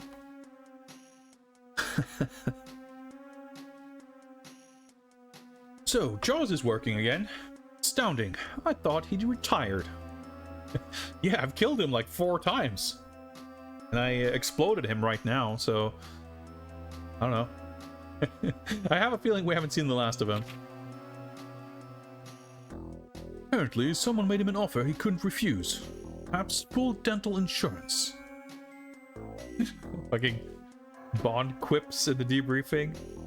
It's so funny how even though they've got like pixeled over CG renders of models, they still manage to make the head feel totally like superimposed.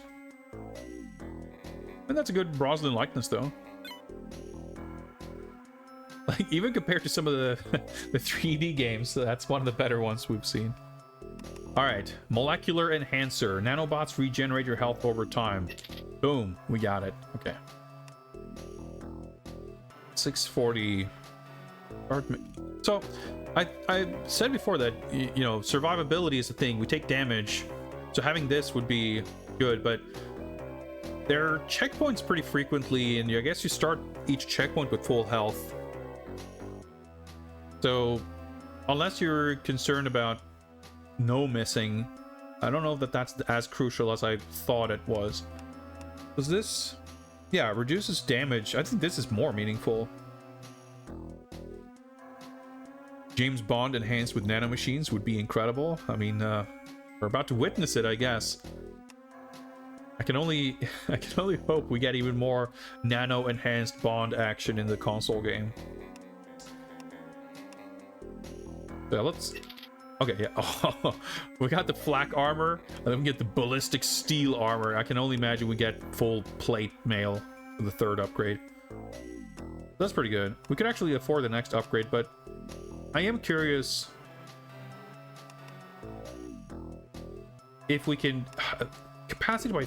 or accuracy by 5%. Sound like, I can't imagine what 5% increase to any one stat would actually be something you could feel. but obviously there's going to be more increases as we go. And given that I'm having severe trouble with like locking on and hitting enemies, I have to assume that at least somewhat, to some degree, that is intentional, and that we're supposed to be able to get these upgrades to make that easier or better. So let's get this one upgrade. Got the weighted handle, pearl handle. You know what? We can still afford this. Gold handle. So now we have 10% increase. I don't know if these stack, so that's 5 plus 10. Either way, 10% has a better chance of being tangible than 5. High grip boots. All right, I think we'll hold on to each, to points we have here now. 140. All right, mission 4, I guess. Then I get like, I don't know. I feel like these levels might be it. I'm not sure how they count to 20 plus. But I don't know. That's not my concern. For now, let's keep going. Peruvian jungle. I mean, yeah, didn't the save file thing, I think, said how many points we had out of like 4,000 something? And we'd earned like 1,400. So we might be like done with a third of the game. Bond, am here. M here. Rendezvous with 003 as soon as possible, Bond. Right. Disable 6 guards using stealth. Infiltrate guerrilla camp.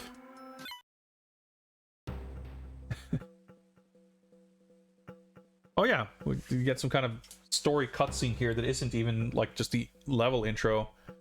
They're being pretty stingy with the story cutscenes here. I mean, we got the Willem Dafoe on the radio mentioning Peru, so that's good enough for me. We go there, but I'm excited to see the story fleshed out a little bit more in the console game. I mean, by comparison, Nightfire showed off all of the cutscenes in still image form, like in little slideshows, but they were still incomprehensible because the image quality was terrible.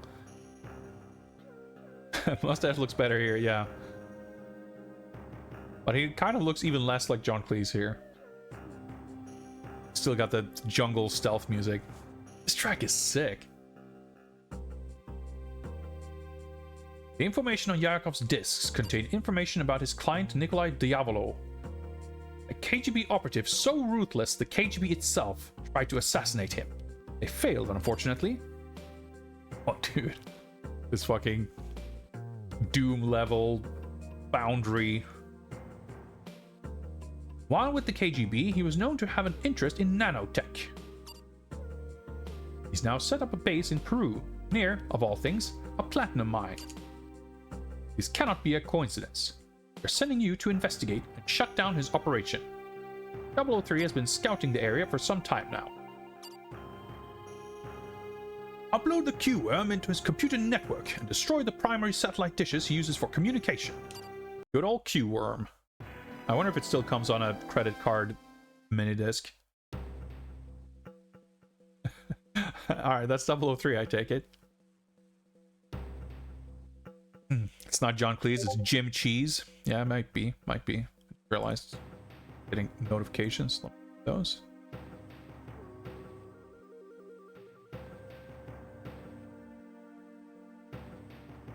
Yeah, Diavolo sounds like a very respectable gentleman's name. All right.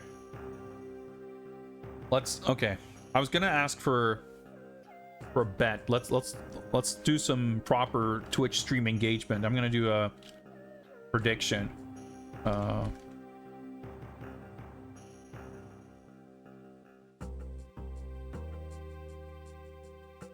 Oh boy, pop this out. Window's too small to do predictions in.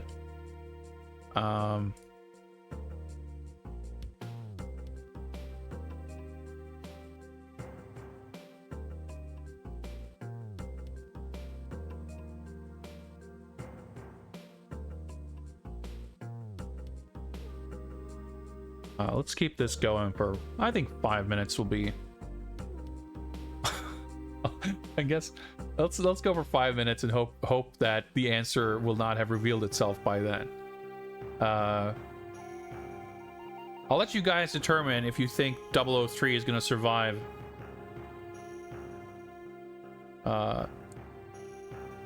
until the end of this mission.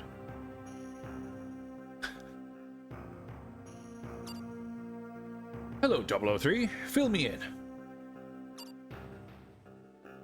The entire population here is on Diablo's payroll. Going to have to be careful going in. This is a restricted area. I'm afraid you two will have to turn back. Alright.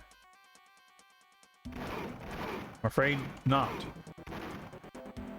Clearly shooting in a totally different angle, but I guess I was locked on, so that works. Oh, nano machines. Sweet. Oh yeah, I could have stealthed this guy probably. Oh, whatever. Let's flank the base and rendezvous at the weapons stockpile. Consider it done, old friend. Oh, I get nanomachine healing even during cutscenes.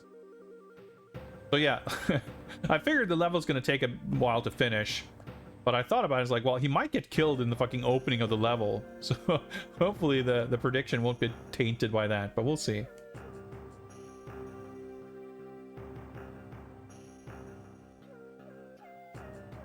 Ah! I want a fucking sleeper hold.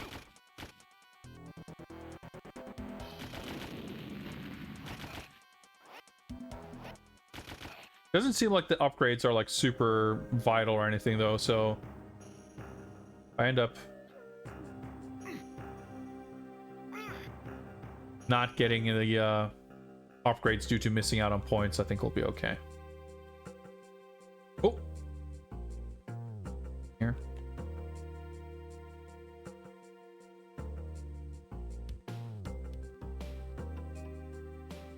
Luckily hidden behind these oh.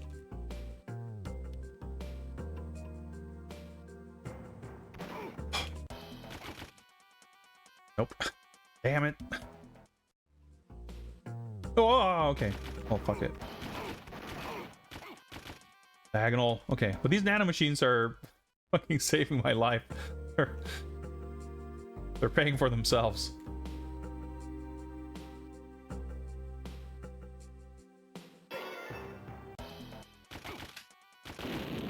Oh, that's one satellite dish destroyed.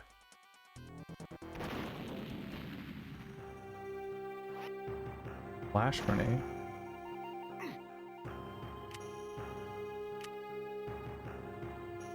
A little bell pepper? Is that? I guess that's a flash grenade.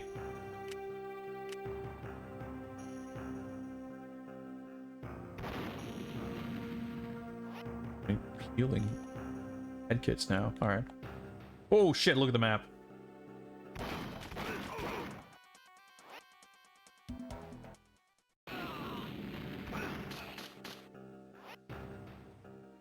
Oh yeah, I got a little MP5 or something.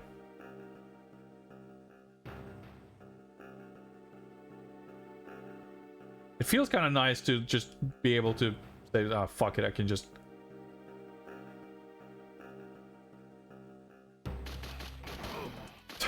Try to shoot the barrel, but fine. Like, I can be pretty, relax. Or too much. Or if we're gonna drop down a sheer cliff face and repel. 10 style points at least.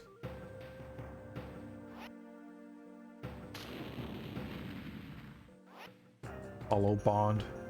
You get so many of them, they're so tricky to even use. Yeah, it's an MP5. Oh, a little tent. Whoa. Clown tent. Oh, I think I got points for like killing multiple dudes with one grenade. Ah, damn it. These guys had spawned. I was like, oh yeah, let me sleeper hold this guy, but nope. Keeping this pace, like I do manage to heal back up. If not fully, at least like a chunk in between each encounter, so...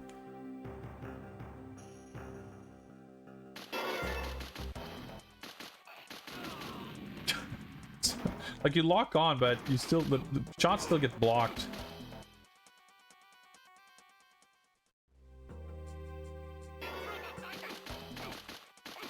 Dude's spawning constantly.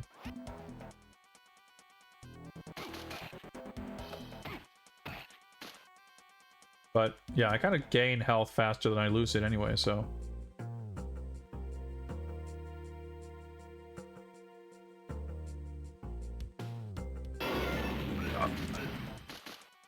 I threw a grenade at an explosive barrel next to two guys. And one of them survives.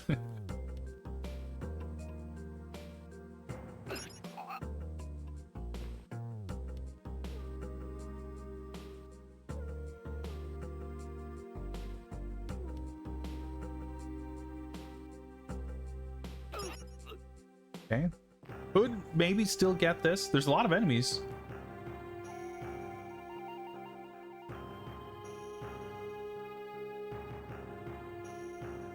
I feel like these little stations are kind of designed to not let you stealth into them, though. Conceptually, I like the idea of the manual aim. Unlike the Nightfire game, for understandable reasons. The controls aren't like super convoluted with button combinations for everything. You know, there's quite a few of these isometric GBA adaptations of 3D games. The ones that always kind of stand out to me are Tony Hawk Pro Skater, Max Payne, and Jet Set Radio. Obviously, not exactly the same kind of game. They don't play the same on console. They don't play the same on GBA either. But they all manage to kind of translate the experience in a surprisingly like coherent fashion.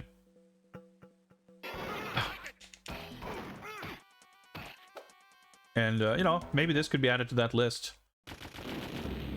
I think taking the typical kind of first or third person shooter controls and like having an aim button like this, it's interesting in general, you know, that it's not actually like, even the idea of there being kind of auto aim and lock on is a little bit different.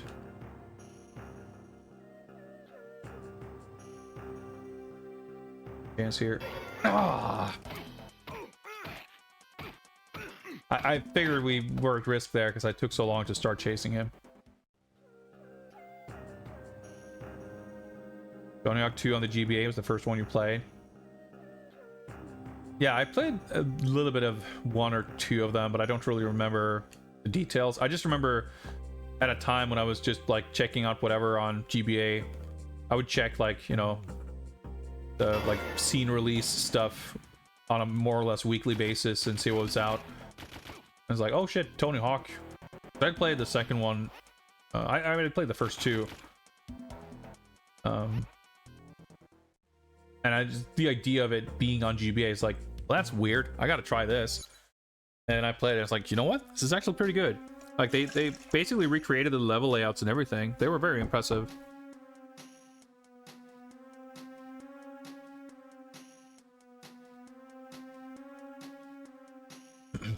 Does it make sense? You know, if you think about it, there's no real reason why that gameplay couldn't work in a slightly different camera perspective. Because you're not really doing that much in those games that frequently that rely on like lining up your camera angle. Like, yeah, there are some like big jumps that lead to some landing on a specific rail to grind or something, but you know, that's a relatively small part of the experience. So taking the basic layout and sort of realigning things to fit on a slightly different kind of grid and then present it in an isometric view, like, at least in hindsight, it feels perfectly reasonable and logical that it would work. That's not to say that it couldn't easily have been completely fucked up, but turns out Vicarious Visions were pretty good at their job. And they pretty much nailed it.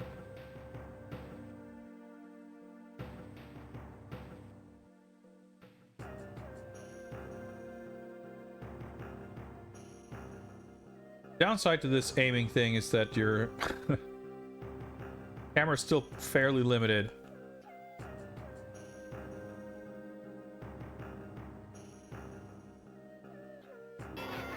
Yeah, I was gonna say, there's no way, like,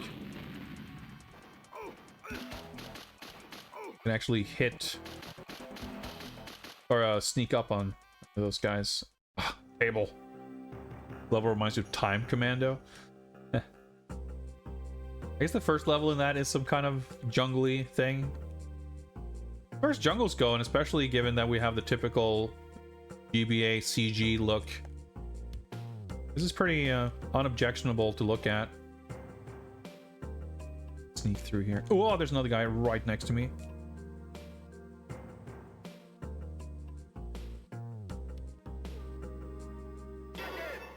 Fuck off! I mean, it's not... it's not unreasonable that he discovered me. I'm just annoyed that the level layout doesn't seem designed to allow me stealth access. Not to say it's impossible, but I have to futz around in a pretty awkward, annoying, tedious way to get to the stealth. Like, it was more fun when it was just kind of served up to us. First level's up in the mountains. Yeah, I guess that's right. There's like cliffs and stuff. Yeah, I played the demo back in the day and thought it was pretty sick. And I've watched more of it in relatively recent... Jesus Christ. In more recent times, and it actually seems like a really cool, interesting game. There we go. I'm just annoyed. Whoa! Shit! Alright, well, here's the repelling. I was not ready for this. Alright.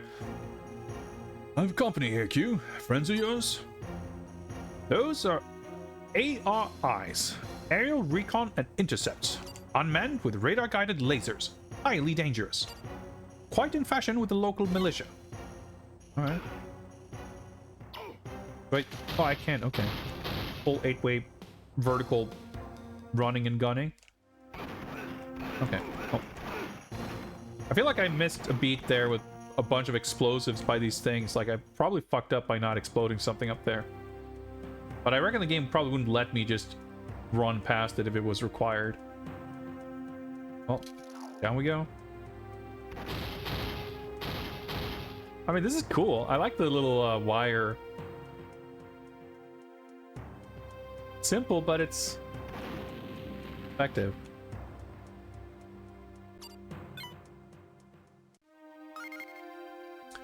Attention, 007. Transmitted data has revealed a troublesome security measure at your location. The 3 terminals must all transfer security codes almost simultaneously. You'll have 30 seconds once transfer is initiated to reach the next terminal.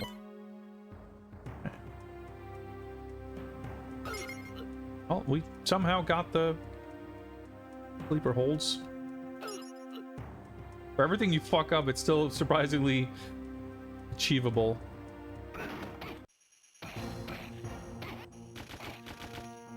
Alright, we got some Peter Parkers. Well, I guess since we got this stealth, we don't have to worry too much about that. We can just basically run for it. Yeah. So we probably missed a communication dish up there on the... But whatever, that doesn't matter. Like I said, the upgrades we seem to be pretty alright without them. We got the nano machines, which seems to pretty much trump everything. Alright, so there's 3 computer terminals. I'm at the computer terminal. Well done. Now hack into the system. Transfer the security codes to London and install the Q-worm.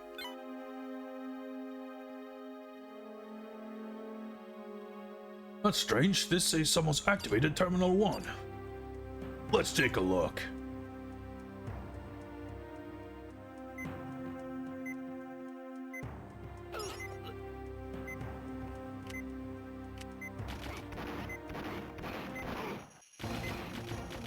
Alright, yep. More health. I got a bunch of medkits. Yeah, maybe there's like a satellite dish there that I missed, but whatever. I don't care.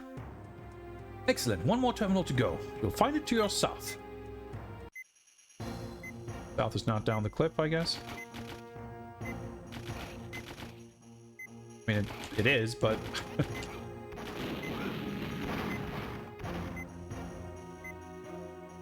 Oh, there we go. Transmission complete. The QM has been installed. I'll meet up with 003 immediately. Well, let's see how that goes. Objective complete. I guess at this point I could backtrack to see if there's another satellite dish up there. I can't be bothered. We got 8 hollow bonds. No, wait, that's the... These are hollow bonds. I think we have 8 mines, 5 med kits, and 3 yellow bell peppers.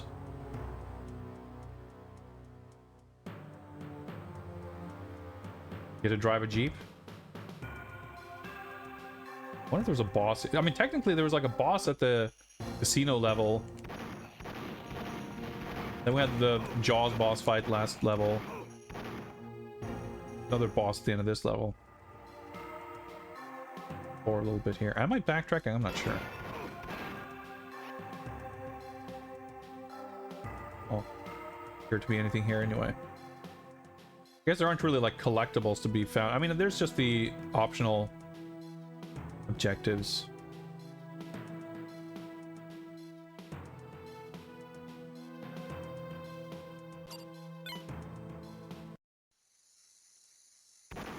I was already locked on. What did I... Act 10. A little jungle ambience. Alright, why am I not surprised? Sir, we captured someone snooping around the perimeter. Who are you and what do you want? I'm a geologist with Global Petrochemical. I got lost doing a survey. A poor lie.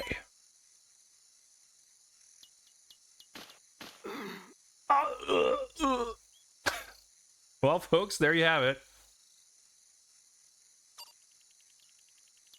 The base has been compromised. Search for other intruders. He probably wasn't alone.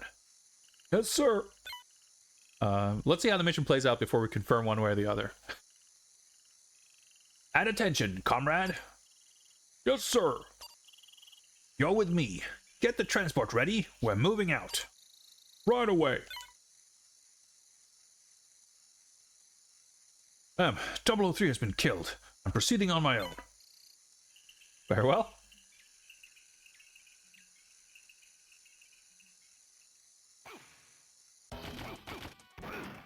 Alright, that seemed to have limited effect. Now, what am I doing? Planting explosives. Got it. Transport is getting away with Diablo. Follow it.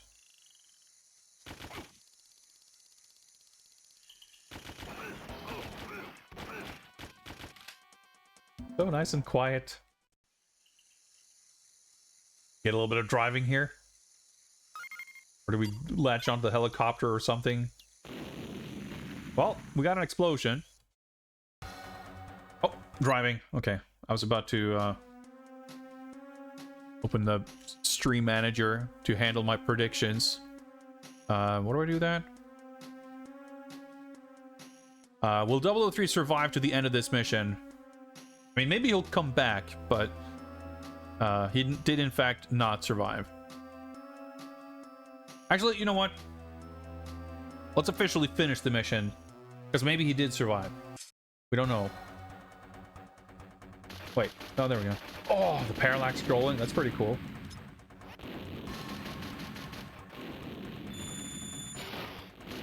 Oh, the controls are... Oops, I pressed the wrong button and just oiled up the entire road for no reason.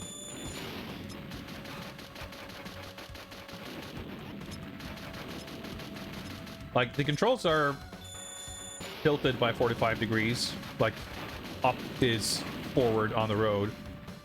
And that's not a bad thing per se, but they're also, like, kind of delayed and a little slippery.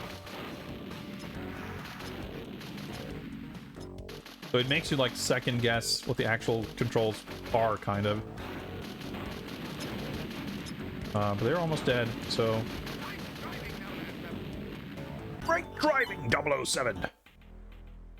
Oh yeah, like 003 might come back. I just wanted to make sure that he's not like barely holding on to life at the end of the mission. Like, we want to see the mission properly ended, so that as far as the narrative goes anyway, mission is over, but 003's dead. Where's Diavolo? I was just a decoy. He's not here. Please help me. First, tell me where he's heading. New Orleans. He's going to New Orleans. I guess we didn't help him, but that's fine. 003 did in fact not survive.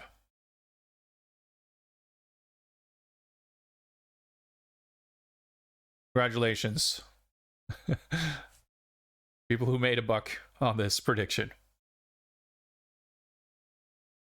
I'm surprised we got such an evil split, but evil. Such an even split. Congrats to Netscape Navigator and 2 others for your 22,389 con coins. Don't spend them all in one place. Or do. I'm not your boss. Yeah. Oh, we missed one communications dish, but that's fine. Good job, Bond. Good job. Oh. Maybe she would have said outstanding if we got every objective. But I'll take a good job. Well done, 007. We've analyzed the uploaded data you sent. Everything indicates to me that the nanobots are intended as a direct weapon. Alright. Okay, 750. Armor seems... the nanobots are very effective, so I don't know that we need too much armor. We could go for gold handle. Pistol damage, maybe not bad. What else we got? Here's blast radius of all explosives. Nanobot contacts. I am outfitting you with a pair of contacts that should be able to detect the electric signatures of nanobot devices. Okay, so that's just, we just get those for free. Nice. Hydraulic reloader, shoot 15% faster. He's pretty good. Yeah, nothing seems really vital. You look at the pixel art, just a little general gadget. If someone were to ask you to illustrate a hydraulic reloader with no more details than that, how would you come up with it? You know, and it looks... I'll believe that that's a hydraulic reloader. Not bad. Okay, explosives kit is just 50 Q credits. I'll pay for that. Sure, let's get the high grip boots. Any loafers. Fuck it, let's upgrade our shoes fully. Handmade leather loafers. Increase speed by 12%. Hell yeah. That's pretty good. Who needs fucking high grip boots? We can get Q's artisanal handmade leather loafers. Oh. It's my choice. I guess we'll hold on to the 250 points here. New Orleans. Okay, so we're going back to Peru later, looks like. Then Russia? Welcome back. Based upon your findings, this is what we believe. Yayako funneled nanotech to Diavolo. For what specific purpose, we don't know yet. CIA agent Maya Starling has located and staked out Diavolo's base inside a graveyard in New Orleans. Rendezvous with her and find out exactly what he is up to. Alright. Gain entrance to Diavolo's headquarters and gather intelligence. Alert fewer than 5... Okay, so that's interesting. That's like a little different stealth mission. It actually requires a little bit of care. But the points... At this point, you know... I'm fine not getting any more upgrades. So I'm like, I can play real fast and lose now. Nice, we get proper establishing shots of our locations. This game is doing a good job of you know, using the globe-trotting concept for cool levels. Showing off with a nicest, like, you know, touristy establishing shot. You know, maybe the levels could functionally be anywhere, but it's still pretty cool. I like it. Few brands meticulously measuring Bond's feet. I mean, they'd have to, right? The door to the crypt is accessed through fingerprint scans. Evil Q. Ah, yes, that's the chap. James, stealth is critical to this mission. Use your radar and alert me and do your utmost to catch the guards unaware. Then you should have no trouble following him in. Ah. That mean I have to... Failing?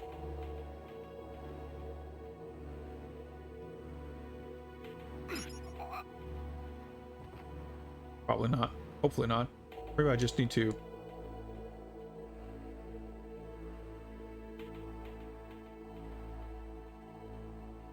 I can just sneak past them. Oh.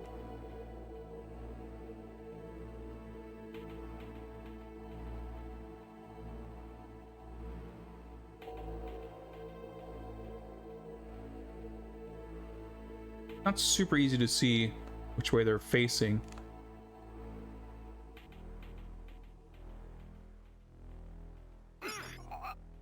Based on the little arrow on the radar. Like, you can kind of tell, but when they start wiggling around, it's a little tricky.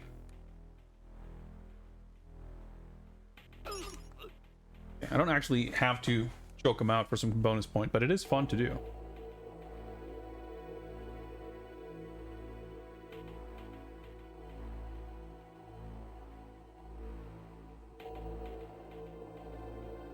Saw someone on my right and panicked a little bit. Oh, it's on the other side. Okay. Whoa, there's something over there, though.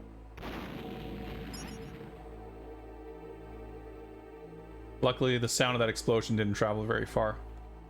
Oh boy.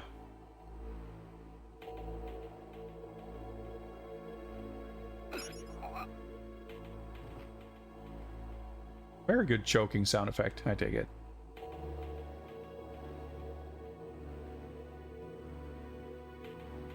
Game has like stealth in every level, and it manages to not really piss me off, which is pretty impressive. But if it's like, well, I was gonna say if it's like an instant fail if you get discovered here, that'd be annoying. But given that we have an objective to avoid it, like to not get discovered more than 5 times or something, would indicate to me that it's probably not how that's gonna work.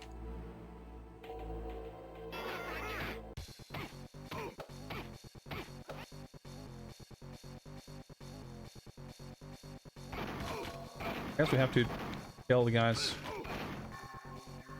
gonna fight us. But yeah, I was gonna say shouldn't attract the rest of the guards, so just because the alert goes off, like you don't want to be too overzealous about engaging with the rest of the guys.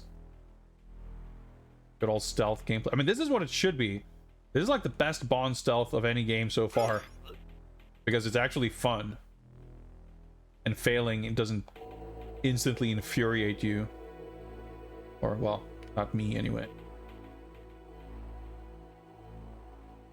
Like, it's pretty low stakes. There's probably some data disk or something over there, but whatever. Like, it still feels really good when you get it right. Feels like you should be able to cut across there, but...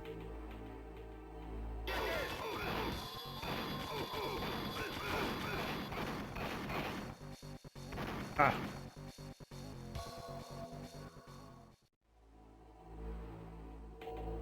Feels good to get it right, but it's not overly punishing or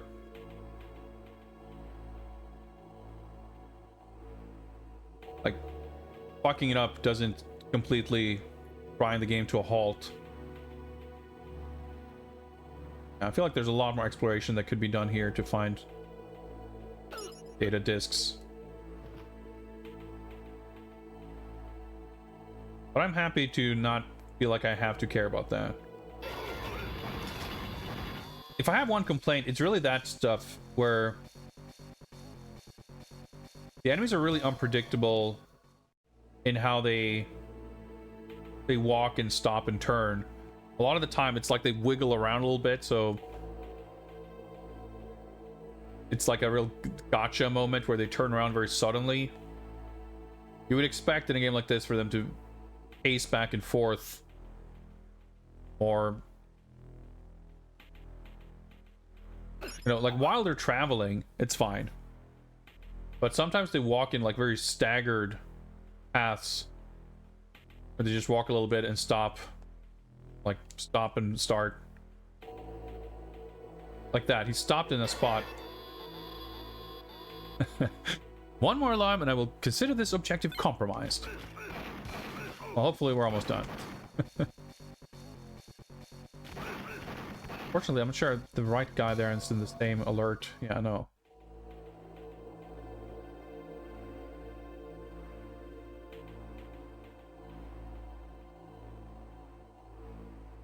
There he is, James. Remain unseen, then follow him inside. Yeah, like, games can handle it in many different ways, and I don't think there's, like, a single rule to say, like, you should never have an instant failure in a stealth thing. Like, that can work, but you have to, like, really cushion that with, you know, ways to deal with it, and making sure that the failure state itself is not incredibly annoying. Like, the Game Boy Color world is not enough is probably the most egregious instance of bad stealth I've ever seen in a video game. It's a single level that's like, when played perfectly, is like 15 minutes long. It has like 4 sections which all play differently. The rules are different in terms of what you can and cannot do. Like in the first section, you're not allowed to use your gun, but you can in the second one, and so forth. And throughout the entire section, being seen once, touching one laser beam, triggering one alarm, and in some instances firing the gun, like anything, any mistake you make, literally just, that's it. You failed. You have to redo the level from the start. And it took me, what, like 3 hours to learn how to do the first 2 sections of it. And then we got to the third one, which was just absurdly stupid, because you have to follow this guy around, and he mostly walks around slowly, but then sometimes he runs for a little bit, and sometimes he turns around suddenly, and you just have to like learn the entire section and memorize it and do it perfectly. And then if you completed it that far, which I never did, there's like another part after that, and you're still like no checkpoints, no nothing. It's like unbelievably bad. And yeah. So, I mean, one way you can do it is to make sure that even if you get discovered, you go into action. The action is fun. You can have stuff like, speaking of MGS5, you have that like reaction thing where when you get spotted, you have like 5 seconds, or not, 2-3 seconds of slow motion, where you get to like, you can shoot the guy before he alerts anybody else and stuff like that. So you have these like near misses that are really dramatic.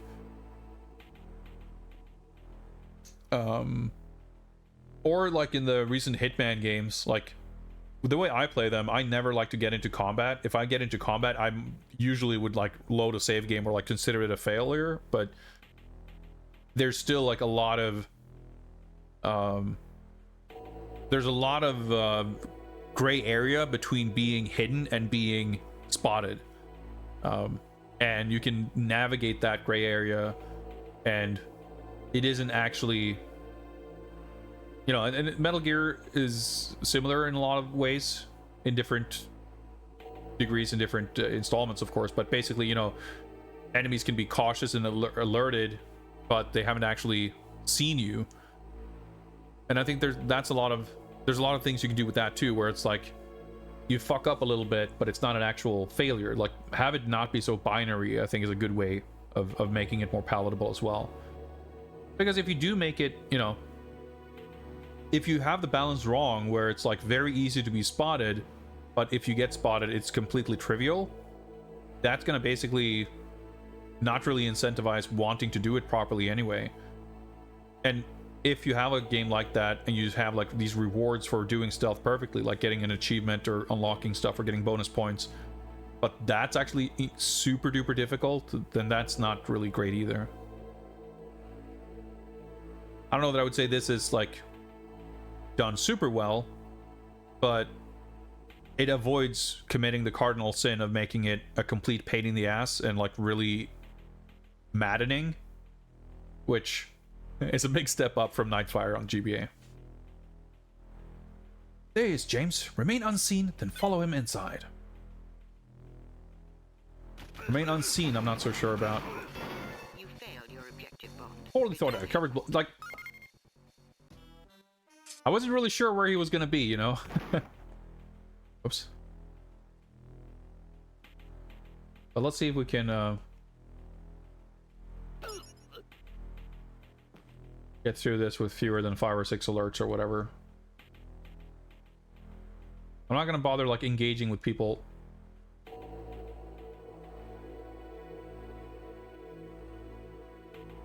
I was sitting like right next to the staircase he was going up, but fine.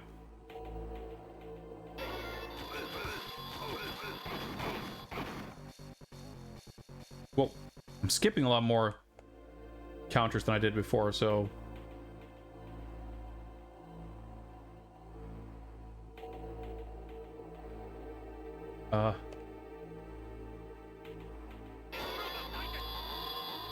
Wow. Failed. Wasn't that like my second alert, though? I didn't get that message last time. Oh, fewer than 5 guards. It's not fewer than 5 alerts. Interesting.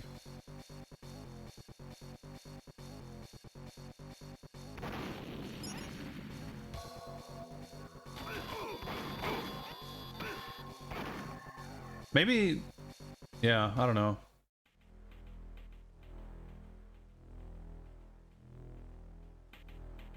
Maybe the thing about like, oh, you can't be spotted again. Maybe that plays out the same regardless.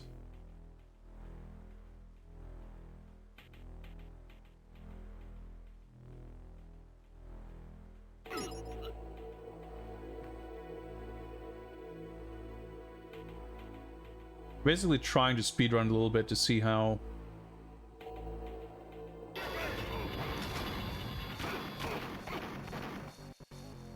I didn't get that warning now. Remain unseen, okay.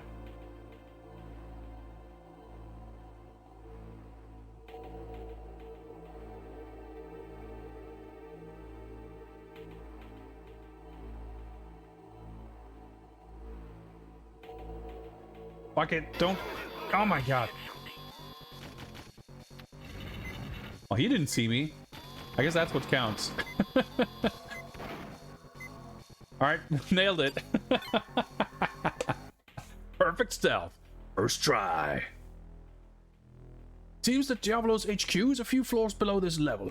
There are some elevators ahead that will take you below. Alright, thanks, Q. Alright, we're not getting a good score for this level, but I'm okay with that.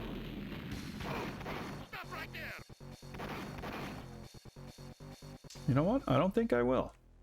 I've got inanimate sheets on my side, so I'm not terribly concerned. Wait. What? Just... what? Another ghost confirmation? This guy's just phasing through walls? I thought I could sneak up on him, but then he just walked through a cave wall.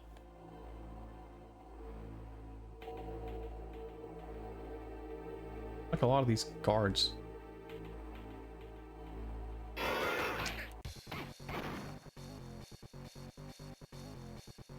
I'm just running towards that orange dot. Whoa.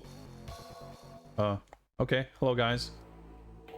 I work here, I promise. Elevators have been locked down. Is there an alternate entry point? I'm afraid not. You'll need to reactivate the elevators from the security room. I've uploaded the coordinates to your radar. Oh. I thought we skipped a whole big chunk up to the left, so I thought for sure that's where we're going, but... I stand corrected.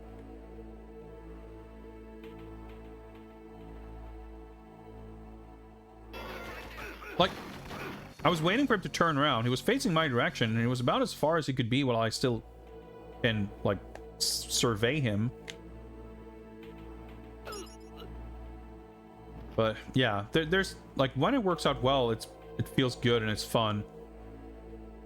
And if it hadn't, like, if the radar hadn't been in the game, it would have been a bit of a nightmare. But the way the camera works, the way enemies behave, there's like a lot of little things that still contribute to it feeling kind of needlessly difficult to pull off stealth, I feel like.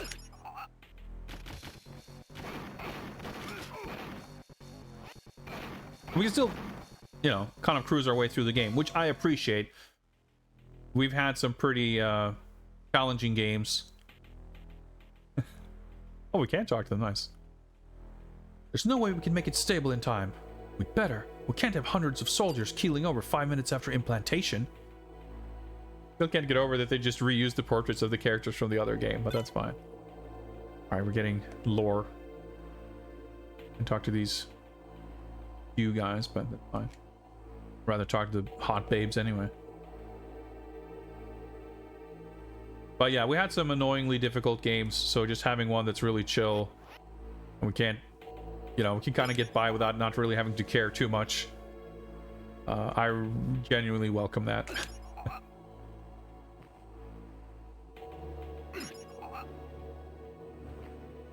Right. Good work, Bond. The elevators are functioning again. Use them to enter the HQ.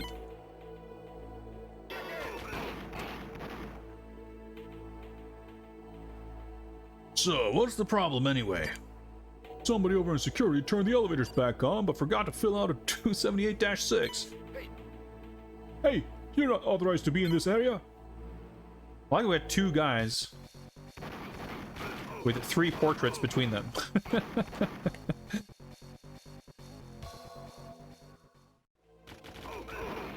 Like, am I meant to be able to stealth past these guys? I don't know. Stealth past this guy.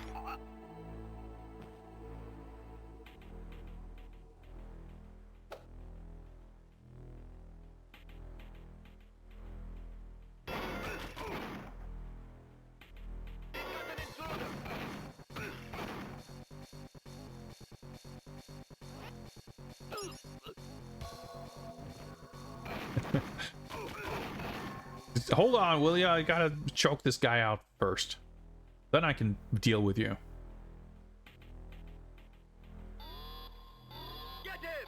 You know what? I'll heal up. Am I fucking out of bullets? I am out of bullets. Well, I've got grenades.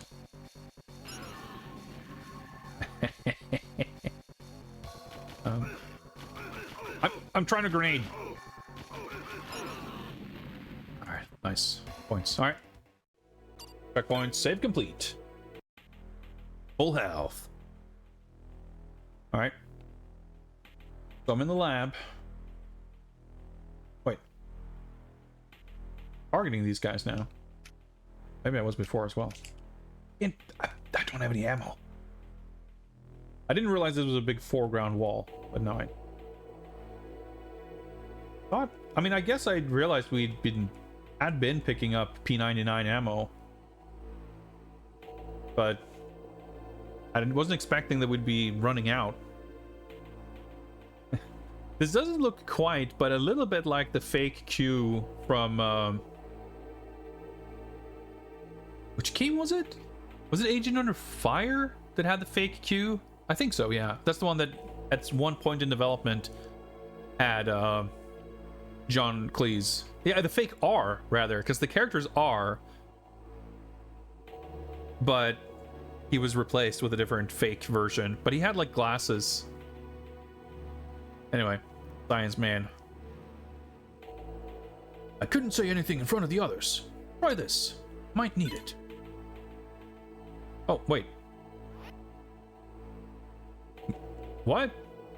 Thank you. A little confused, though.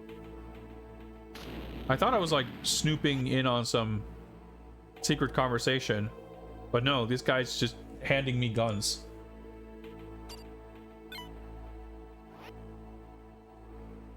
Are these guys just, like, held captive here? And are just like, oh, our liberator. Sure, we'll give him some weapons and stuff. I'm a little confused. Like, are they hostages? Or they just work here. I mean, I'll take their stuff. Don't get me wrong. Oh, we got an evil HQ globe hologram. That's pretty strong.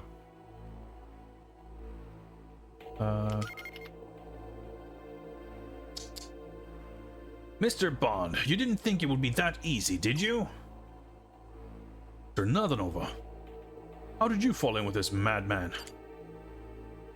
Such harsh words, Mr. Bond, for the future ruler of the world. Oh yeah, that's Heidi Klum.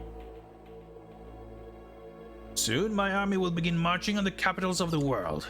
Those that resist will see their tanks, planes, and warships turn to dust. Oh, it wasn't till I found that by adding a biological agent found here in Louisiana could create nanobots with a terrifying appetite for metals. I feel like we've missed rather significant chunks of the plot here, but...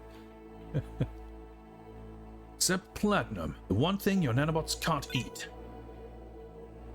Far be it from me to withhold the glories of my advances. Gotcha. Could you introduce Mr. Bond to our latest successes? With pleasure, darling.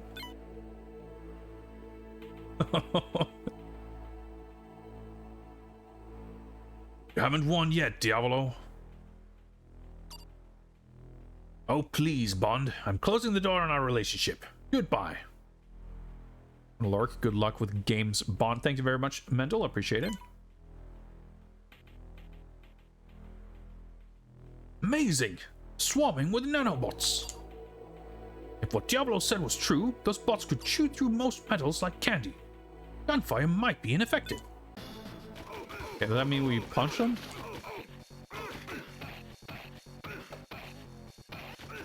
Guess so. I mean, I can grenade.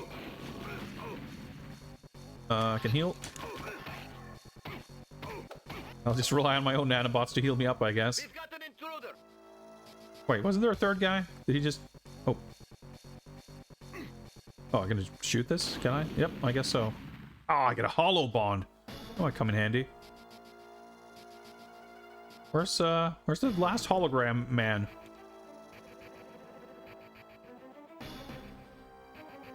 What's up, Tones? Yeah, Willem Dafoe is one of the featured actors in this game.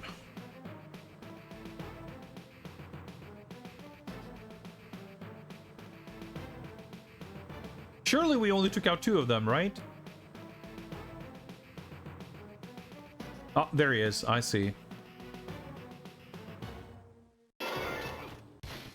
Oh, I see.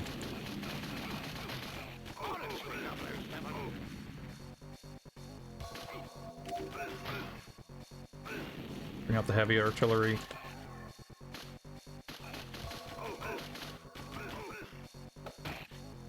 About to get killed, but oh. Okay, I just had to punch him about twice. Save complete. Yeah, 1 of 6 hidden discs. That's what I felt. The graveyard section was pretty open, and we could explore a lot to find hidden stuff, but who gives a shit? Good job, Bond. So, Diavolo is maintaining a nanobot production and research center in Peru, close to his platinum mine. Frightening. His army equipped with platinum weaponry will wreak world havoc. Bond, you must stop him at all costs. It kind of seems like we're heading into the end game here, but I think there were 2 more levels in Peru and 1 in like Russia or something. Increased damage. I guess ammunition matters. I didn't really think it would, but yeah, even the health almost mattered there, but I guess the contacts, it's what show the blue clouds around the nano soldiers. Yeah, because I was thinking for a second, like, maybe we finish this game tonight. Because we've been going for 2 hours and we have it might be tight, so I'd actually kind of like to take another short break.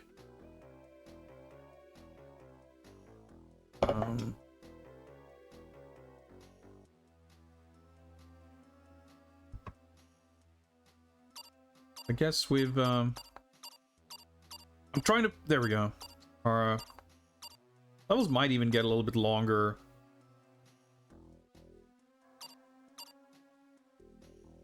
I'm sure we'll do, fuck it, let's go. Let's keep going. Let's see if we can finish. Unless there's more than what we see on the map here. The box promised 20 plus missions. It doesn't seem like we have like 15 missions left. Bond, you must find a way into Diavolo's Peruvian nanotech plant and bring it down. The CIA sent Agent Starling ahead of you to destroy it, but they've lost contact with her and fear the worst. You may have been captured. If so, you must find her with all due haste. Good luck, 007, and Godspeed. Yeah, we didn't even get to see her or anything in the previous mission. They talked about her, but alright, we're in the Andes. It's a beautiful establishing shot. I've devised a gadget to disable those metal-eating nanobots wherever you should encounter them. All these screamers. Small platinum pellets that emit an electromagnetic pulse which disables all electronics encountered. Platinum is hard to find, 007. The screamer is only useful against nanobots, so conserve your ammunition. Let's see. Well, I could just choke him out. That works too. Music is a bit dramatic. Penetrable, waist-high bar.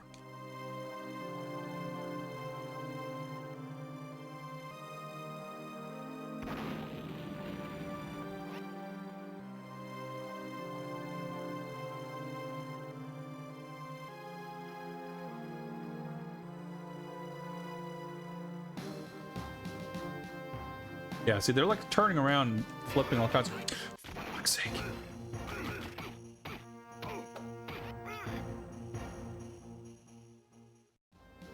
Like, it's weird that he walked up there and I hide around the corner and then he immediately walks exactly towards the corner I'm hiding behind. Yeah, the way the stealth is like organized with the way enemy spawns are like lined up and everything, it's... The enemy spawns and their paths, it's strange because at first it was like very much designed to be extremely like served up for you in a beautifully delightful, generous way, and now it's like the total opposite. All right, going down here. Since I probably don't want to walk on those big bombs. All right, deploy nanobots. Oh, there she is, Maya Starling. James, Diablo's right-hand woman, Katja, captured me, but I escaped. I wired the place with explosives on my way out the door. Didn't know you were here. All that just for me? Alright, this is pretty sick.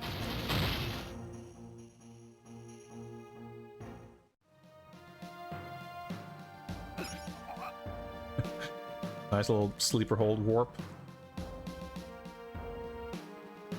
Camera's just awkward enough where it's hard, like, needlessly hard to keep tabs on the enemies.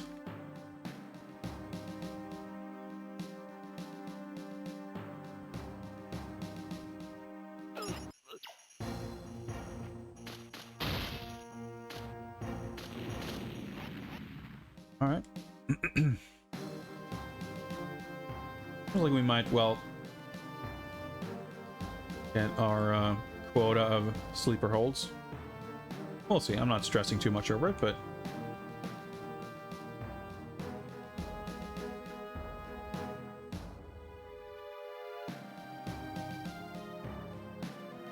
good marker there. Well, whatever. Let's advance. Whoa.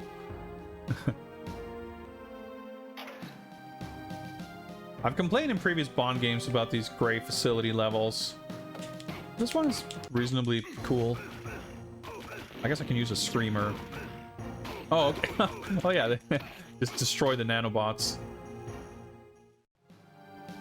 They don't kill the dude. Which is pretty funny to think, because if you have like fucking microscopic machinery in your bloodstream or whatever, and that gets like incinerated, you would think that that would hurt a little bit. What the fuck? Are these guys unchokeable? I mean, they could be.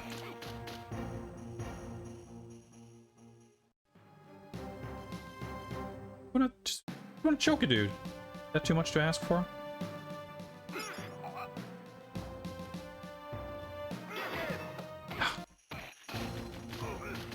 That was a little daring, but right, going down here? I guess so. Right, getting stuck.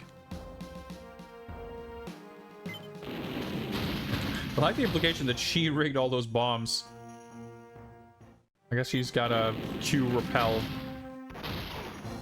Well.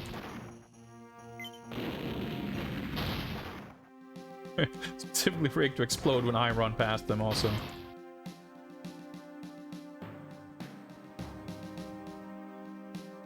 Oh.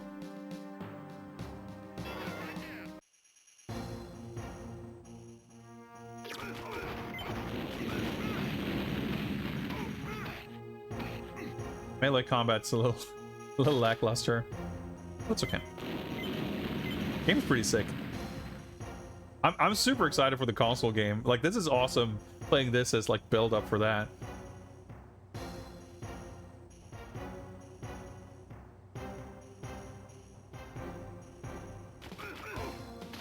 Okay, I guess I was already alerted.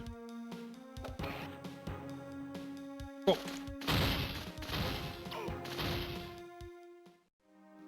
Fighting robots in that game might get a little bit silly, but I don't mind.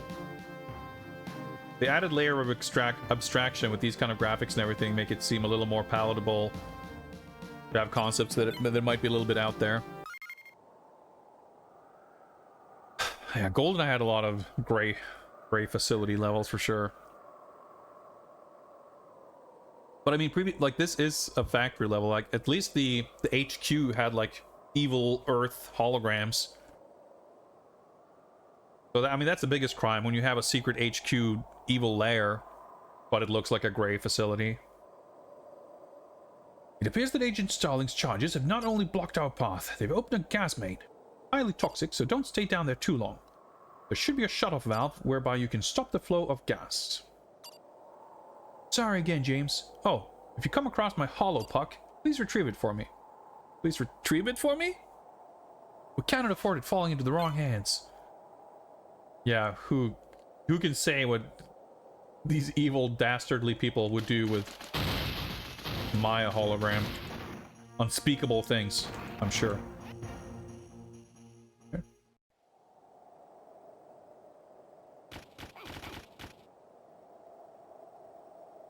I mean, we're dropping down, I'm sure, but...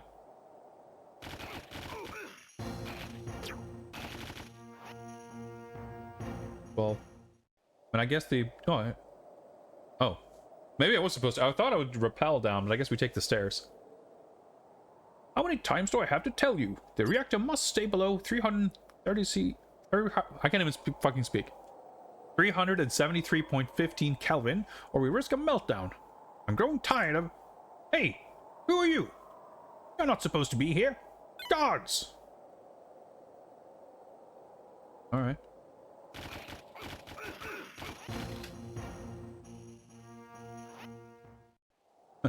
Nice. I don't heal up, I just like collect a medkit for my inventory from the box.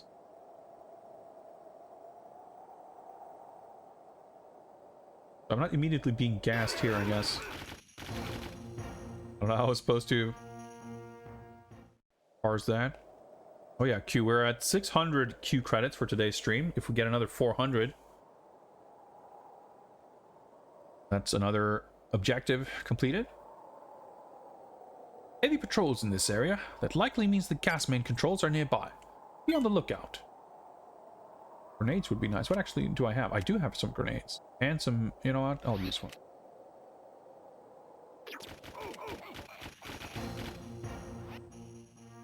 I mean, grenades work against nano guards also.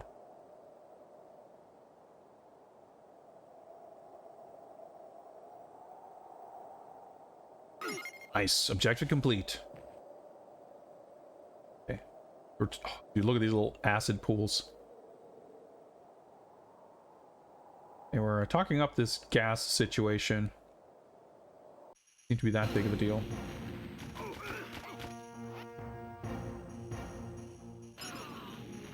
It's 30 points. Wait, even though it was just the one guy? Whatever. Okay. Gas disabled. That wasn't quite as dramatic as it was made up to be, but... all these medkits.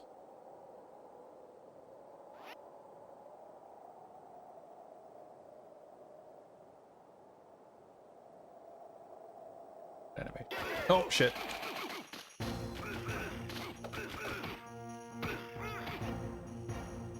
I was really paying attention to my radar. Mines? Wait, how do I... up the stairs? I guess so. These guys are probably unchokeable, but I've been like approaching them at a slightly awkward angle every time, so it's still been slightly ambiguous. No, that doesn't connect.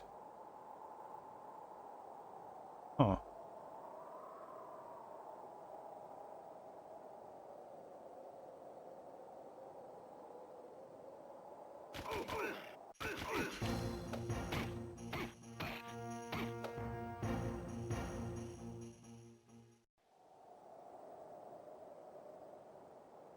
Yeah, the target's up there. Oh, there's probably a staircase at the bottom there.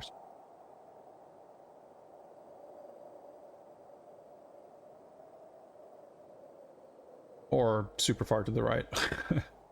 Oh, I see. Yeah, so I was at the... I should have taken... I see. Okay.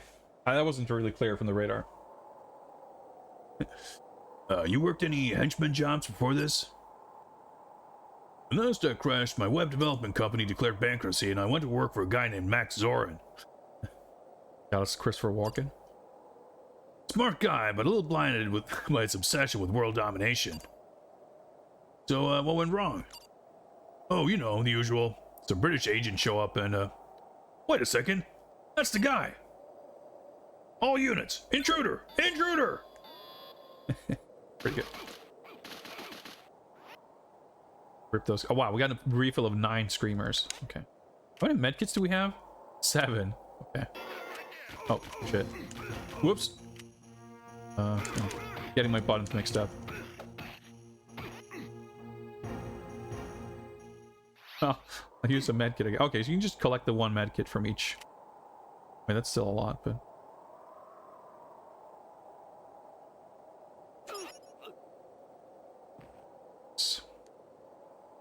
this glass bridge. Okay. Objective mark's all the way over there, but...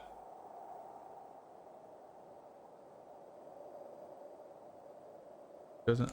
what is my objective even? Confront Katja. Okay. Boss fight, I guess. Oh yeah, find Maya's hollow puck. Optional objective. I guess I'd have to go around because... oh yeah, it's the same objective marker from before. We know what it is. Okay, yeah, okay. So the path around is just much longer than I thought.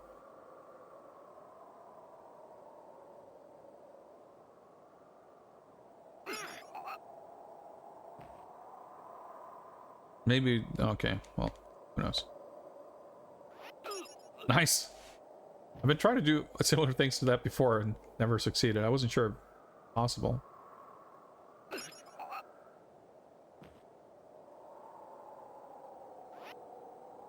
Pretty funny to imagine a Bond film, a scene where he's infiltrating a base and is like literally choking out like 8 guys in a row.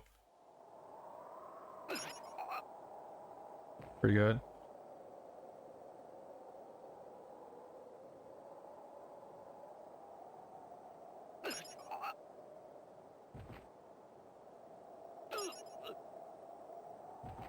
Alright, cleared the objective easy.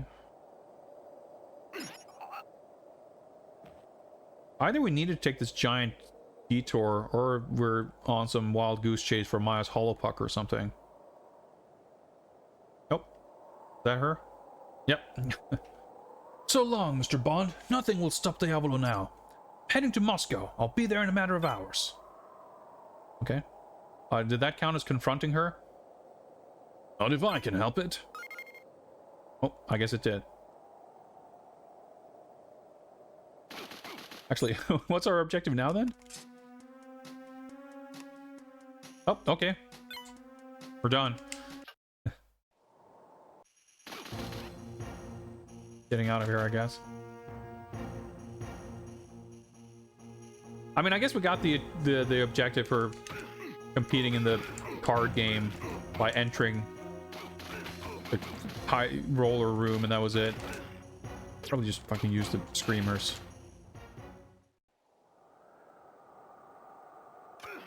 Oh my god, he reversed my controls. He's the fucking most evil of all villains. Ugh.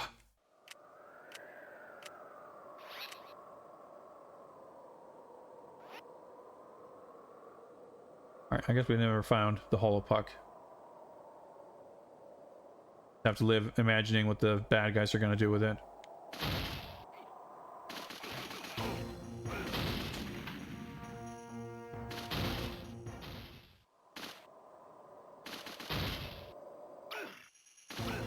Laser bots.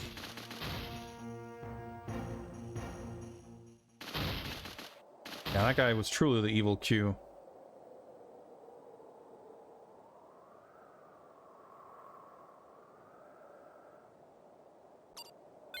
That was a pretty long section. Whoa!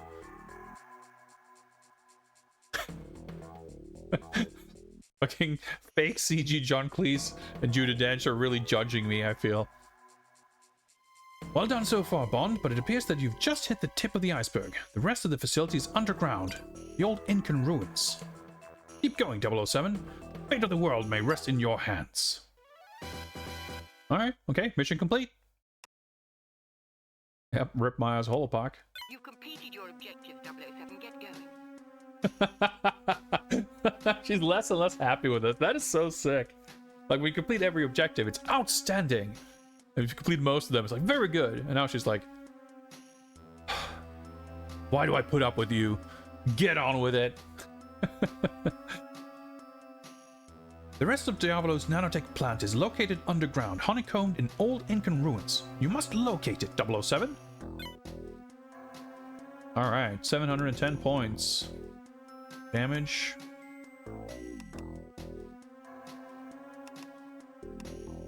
Yeah, we can go for damage and yeah, I think we'll armor, nanopot armor, and then we'll get the advanced pistol kit. Although I wonder if that only affects the pistol. Elite pistol kit, whatever.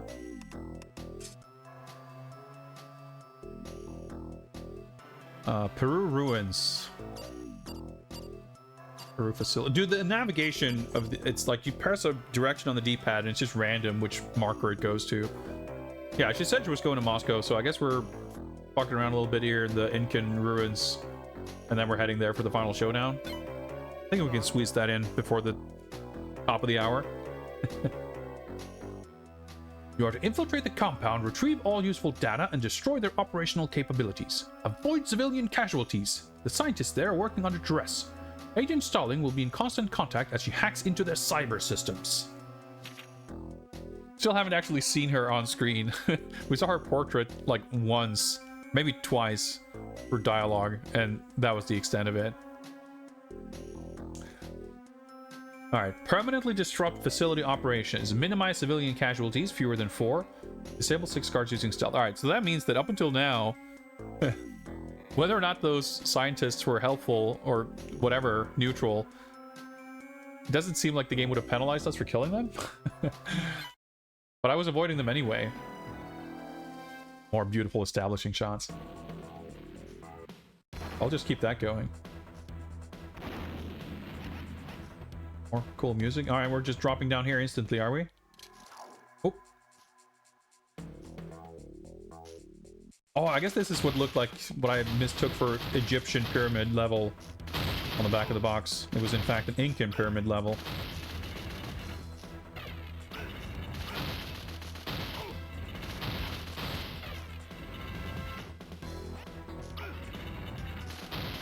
Dude, level of intensity is ramping up here. Dude, look at those laser beams. Oh, shit. Ah, reverse controls. We're off. So evil. Alright, okay, checkpoint. Nice. Only one person on each floor has clearance to send the elevators to the next floor, and they're using DNA keys. Right. That's him, James. His DNA patterns is a match. Find him and get him to open the elevator doors. I love this game's rapid pace. Wait, what's my gadget? Oh yeah, we can see our inventory. Oh, it's this inventory. Okay.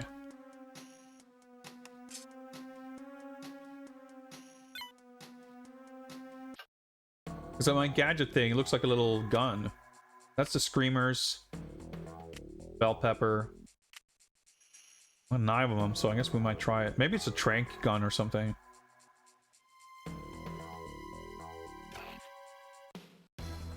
Ah, it's okay. It's an evil scientist gun of some kind. Disable some. All right.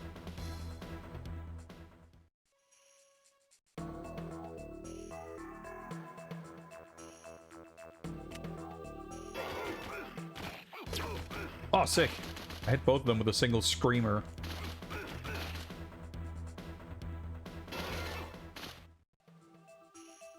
Alright, I'm just running towards the objective. This where we saw him?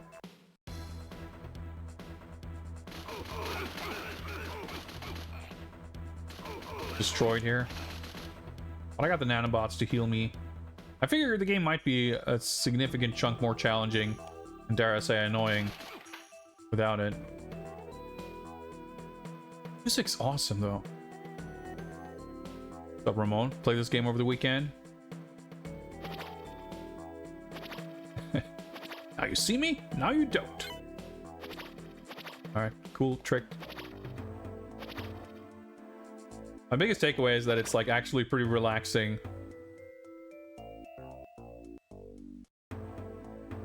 And that's a nice change of pace for some of the previous ones we played. Music sounds pretty remarkable for a GBA game. Yeah, like both of the Bond games have shockingly good audio. The other one had like really satisfying chunky gun sounds and stuff. This has like a bunch of voice clips, which obviously is nothing too unusual on GBA, but it's still a nice touch. But the music in Nightfire was all like basically MP3s. This is not that, you know, it's proper chip music, but nice sounding samples. Not to diminish it, but GBA music is usually kind of farty, and this is smooth. I mean, yeah, I think if the GBA has a singular distinguishing feature, is that the audio is usually dog shit. Like the Super Nintendo has countless games that suffer from really compressed samples, and there's this weird reverb that's very specific to the Super Nintendo that I think sounds terrible. There's like a very small handful of games that can use it to good effect, but more often than not, it just sounds awful. And I mean, not every game is afflicted by it, but many games are. So that's something that's like a quirk that's specific to that hardware. The GBA's like compressed samples don't have a quite as specific quirk to them. They just sound like bad, like compressed samples. And a lot of games, as a result, sounds really fuzzy and like noisy, and not as in loud, but just like kind of staticky, and just like it doesn't sound crisp and clean. It has this muddled feel to it. And I mean, the samples in this aren't like super crystal clear. If we were to compare it to, you know, something that wasn't operating under those limitations. But, and I mean, I'm sure there are a lot of GBA games that sound perfectly fine, maybe even good. But I consider that like very compressed sounding music and sound effects to be the distinguishing trait of not just GBA audio, but just like the GBA in general. So it's nice to play something where, like, overcoming that. Why are you all just standing there? Intruder! Alright, so... Oh, my controls are being reversed, but... I guess oh. Keep hitting me. I guess it doesn't damage me though, so it's like that doesn't really matter actually, I guess.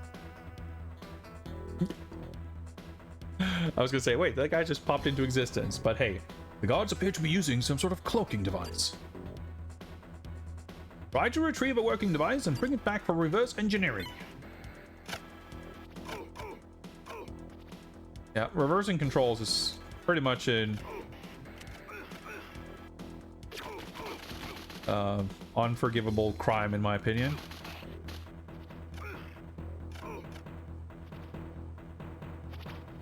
Especially if I have to actually do combat, because I will very easily get turned around.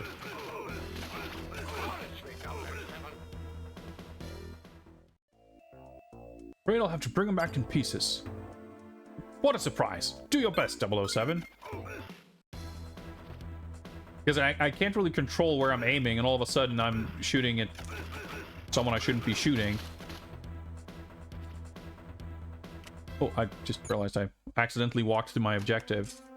But so,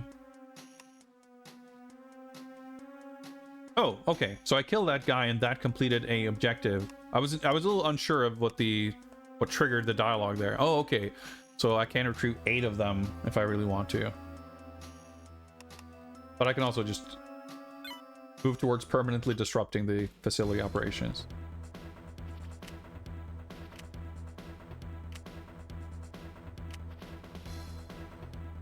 Oh, okay, that's the guy. As a 00 agent, I am licensed to use absolutely any means to carry out my mission.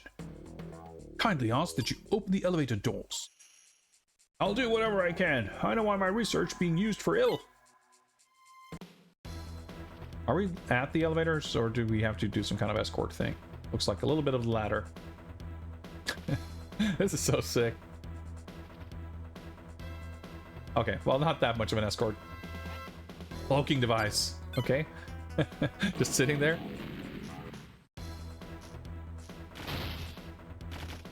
Trying to aim for that thing. All right.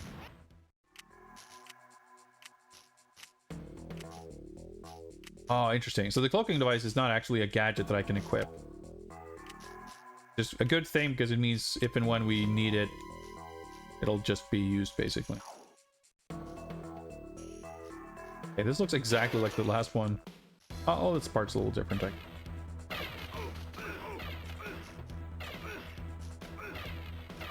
Are the scientists really innocent bystanders if they're shooting at me? Surely I can shoot him just like a little bit as a treat.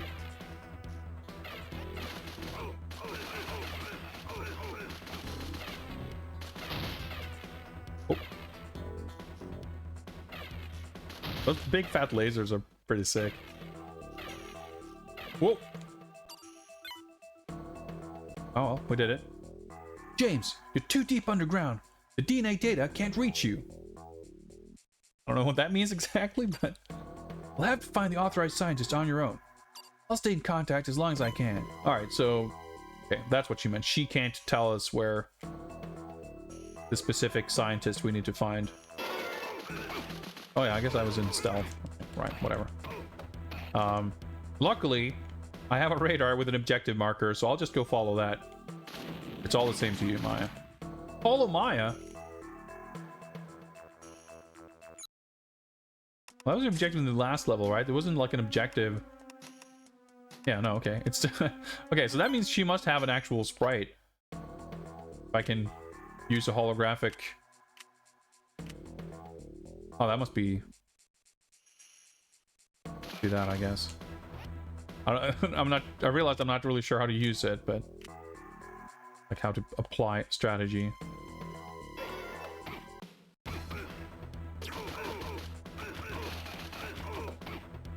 I try to use a screamer, but I think I hit the other guy. Fuck's sake. I guess these guys are armored, so maybe if they are unchokeable, then they... If the blue guys were unchokeable, those guys probably would be too. But, yes. Right, taking serious damage. Might as well use a med kit.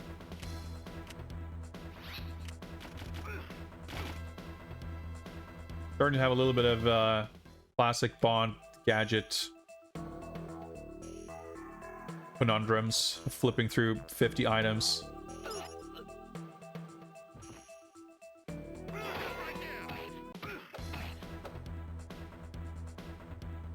Strategy just fists. I mean, been working well enough for me so far.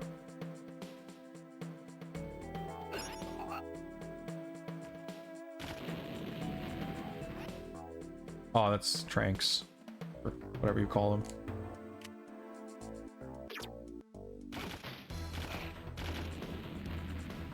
I do like that the enemies generally go down pretty quickly, though. Not like super tedious. Like enemies aren't tanky. I don't want to engage with those guys. Those are the worst. I can deal with armored troops and elite guards. But a fucking scientist, a meek scientist with a control reversing gun. Fuck it, I guess we have to... Our objective right here. Oops, wrong button. My mission is to neutralize this installation.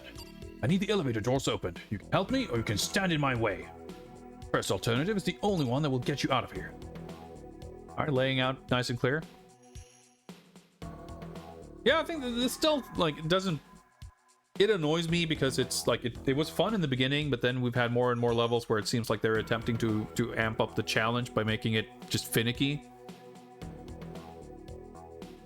But the actual animation and the sound effect of doing the choking, like, that feels really good. I like how you sort of snap into place.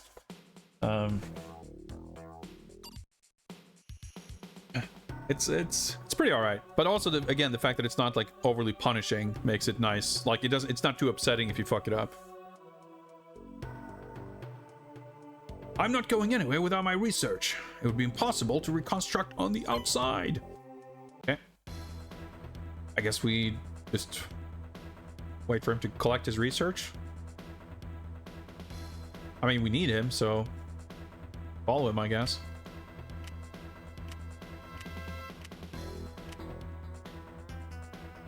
I guess we could try the Maya hologram if need be. One more moment, sir, for me to pick up my work.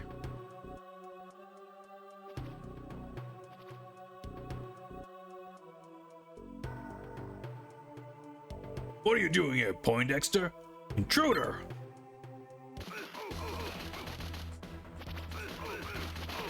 Oh, maybe cloaking device. I guess it's I'm collecting the fragments. I didn't even occur to me that that's what that was.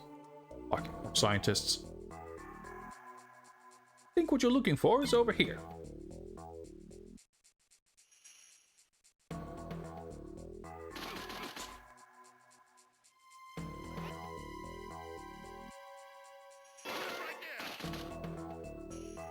Scientist man is like right in my line of fire. Gotta be a little careful.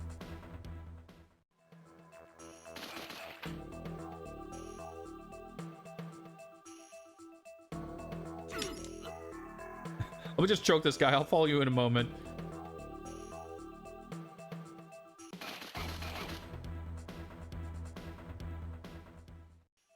Everyone's got this goofy running animation. All right.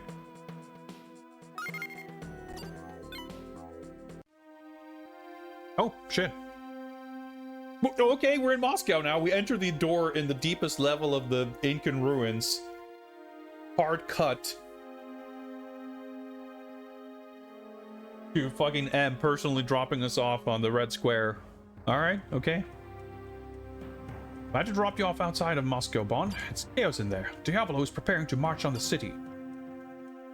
To assist you, Bond, I've managed to cobble together a cloaking device similar to the ones you encountered in Peru.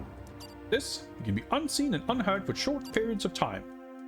Get into Moscow as fast as you can and let nothing deter you. I'm out. Alright, okay, so, mission complete? That's just cool. Yeah, they're briefing me on my next mission before this one's even over. Yeah, like... Completed your objective, 007. Get going.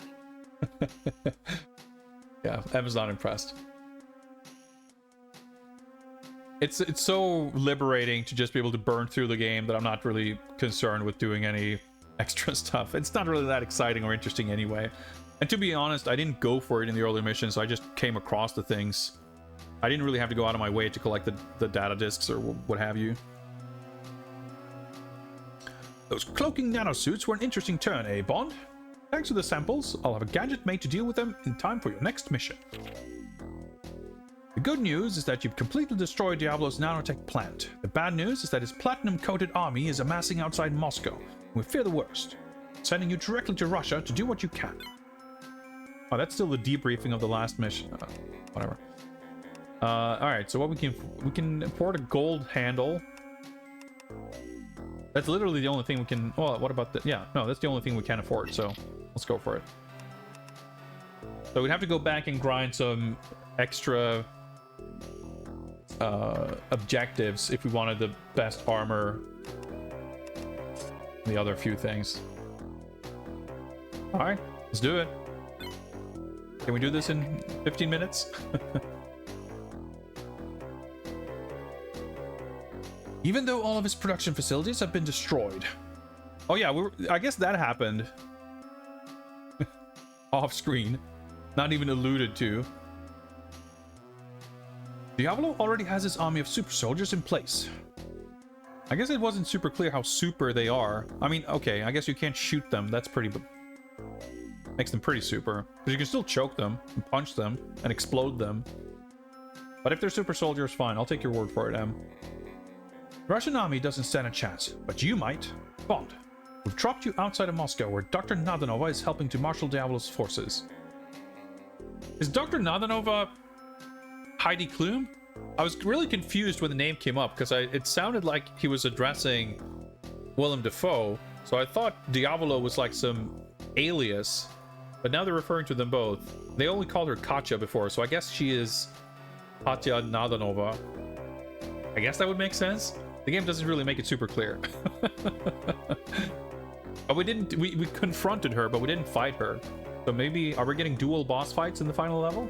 I haven't had a boss fight in a while. They're preparing to march on the city. Stop Nadanova's tank and get into Moscow as fast as you can. Let nothing deter you. Emma, is that her catchphrase now? Let nothing deter you? Okay, are we starting with the driving stage? Defeat Diablo. Okay, fine. Okay, it sounds like a short level. Love to see it. Final boss showdown, short levels that are 6 set pieces. We've had some of that before and I loved it, so... Alright, the tank should be a nice big target at least.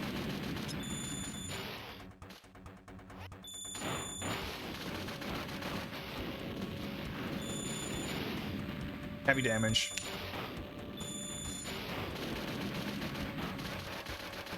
Okay, the bullets do hurt, at least. Alright, a little tricky, but it's cool.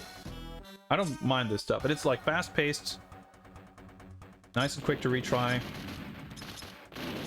Mine's nice, I'm at half health already. No, I'm already dead, basically.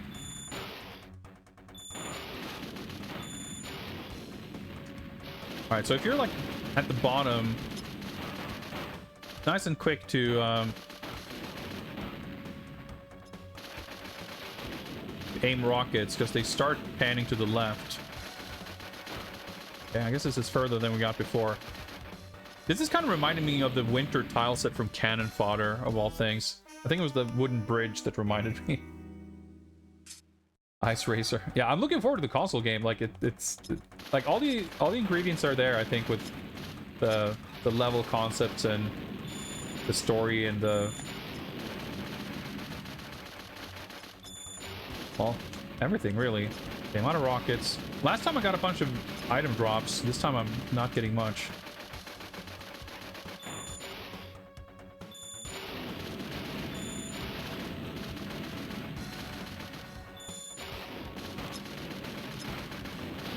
Fuck.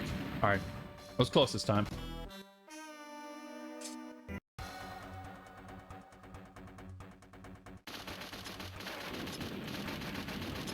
I'd like take those guys and not get hit by a bunch of mines right away, and also not miss rockets. That's kind of crucial, honestly.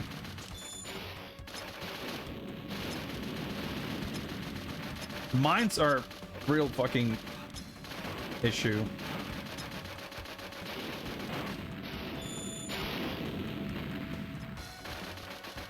rockets.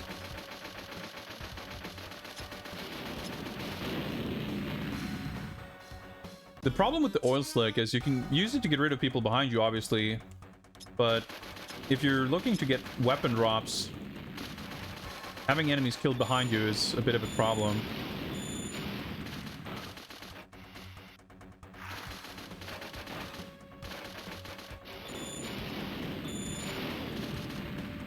Alright, out of rockets. Nice. Oh, more rockets. Okay, this is looking promising. Dude, it sucks when you have the mine dude in front of the tank, because you can't really reach... You can't, like, shoot through the tank to hit him. Whew, that was real fucking close.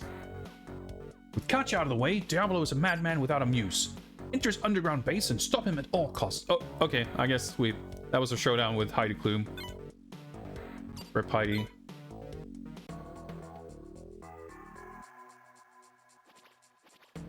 We've got an intruder. Oh, is that my invisibility gadget that I have equipped? I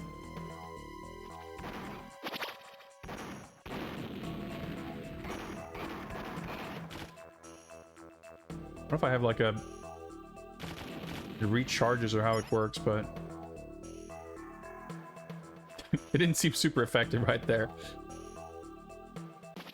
Oh. Hollow bombed. Aren't shootable, I guess.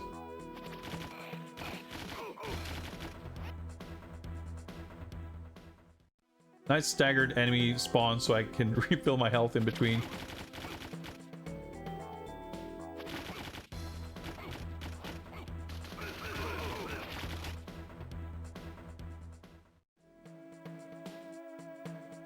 We get a sleeper hold in here. Oh, nice. We didn't get to see it, but it's fine. I could feel it.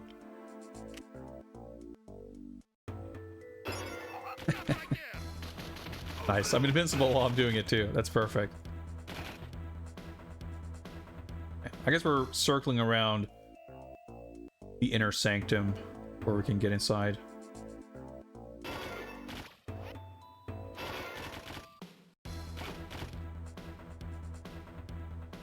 I didn't power up my weapon in between here, did I? Like, I'm killing people weirdly quickly, I feel like. Fine by me, but... Battery, okay. I guess that refills our stealth suit.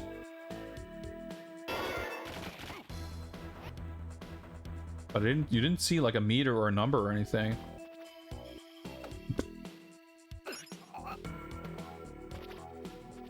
I'm also not sure why... Wait, objective complete. Oh, okay, I see. I have a like golden reticle. Oh, that must be the golden handle. I was thinking like, why is my... I thought the reticle was different because of those enemies or something, but I think it's just my golden pistol handle. I guess it does make me lock on like from further away. Okay. Showdown? Oh, Jaws is back. Jaws, not again. I had a feeling he might be back, although I must admit I'd forgotten that he was in the game. Alright, okay, how do I fight him this time? Aha, wait, what?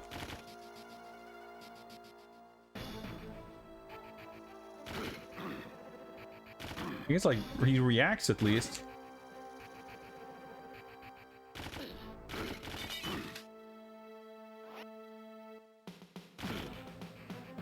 Okay, it's like... Oh, okay. I'm like destroying this whole place, so it's gonna collapse on top of us or something. He's like being stunned, but he's not... I'm assuming, since he didn't take damage before, that he's gonna be a puzzle boss this time too. And also there are like ammo drops. Supposed to like electrify him. There's like pushback. Oh yeah. I'm assuming I need to electrify him each of the screens.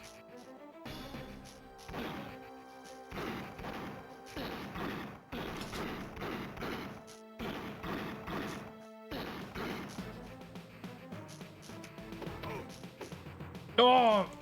I'm out of ammo because I thought I had like 4 clips, but that's my grenades. The ammo spawn over here again. 18 shots. Oh my god. Okay, but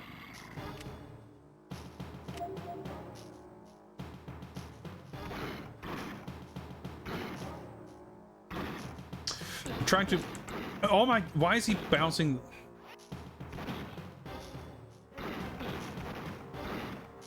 I'm trying to fucking aim up left.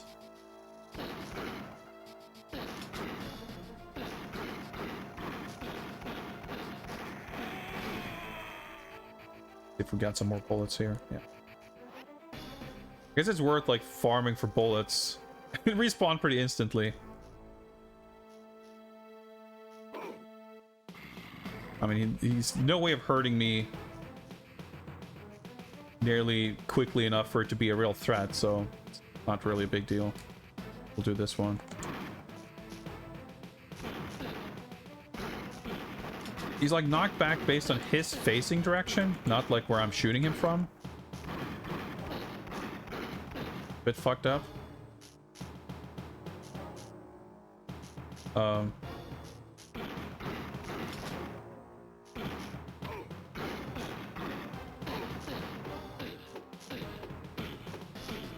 Out of ammo. This sucks. Conceptually, it's a cool fight, but it functions so poorly that it kind of undermines the idea.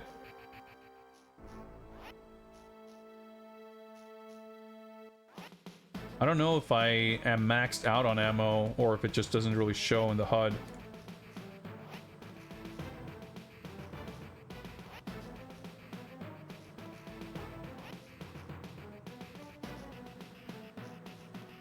I stunned him once and he was like stunned for a really long time.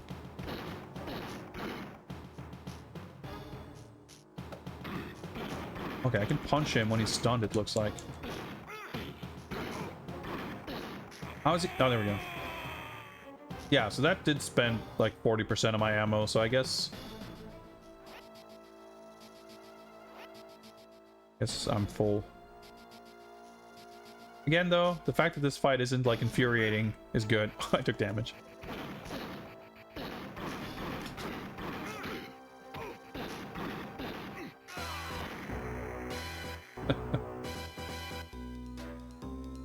I guess you could say I won that one by tooth and claw. Freaking Bond themes kicks in. That's it's pretty good. All right. Oh, this is a good villainous lair. The giant fucking Soviet symbol there too. You're too late, Bond. Soon I will launch my missiles with their payload of nanotech. Every city I target will be reduced to rubble unless my demands are met. You're mad, Diavolo. The world will never give in to the likes of you. Then I should rule the world with a few less people. Oh no. Okay, I reckon we got... Okay, we can shoot the scientist now at least. Oh! First control. Right, okay, so do I destroy... Okay, I'm assuming there's some puzzle element. Sure, he's all juiced up on nanotech. Oh. Got the grenade? Nope, that didn't do anything.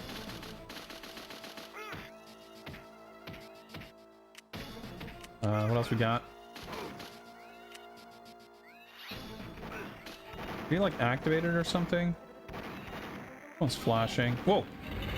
He took damage from something. Was there like a big laser beam from this Tesla coil looking thing? Dude, the professors are fucking priority targets. I guess we get ammo and shit from these guards though.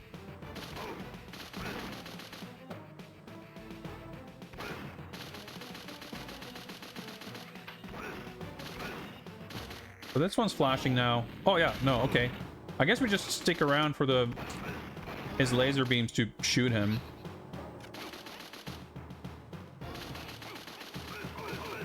There's one of these little little pod starts flashing. Then it activates a laser. And yeah, he gets hit and he takes damage, I guess. This is incredibly confusing, but his life bar is going down. Let's heal up.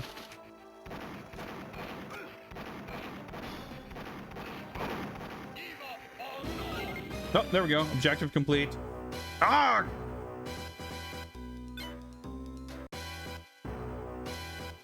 Oh, is that Maya? I mean, it's the same sprite we've seen before, but she's got brown hair.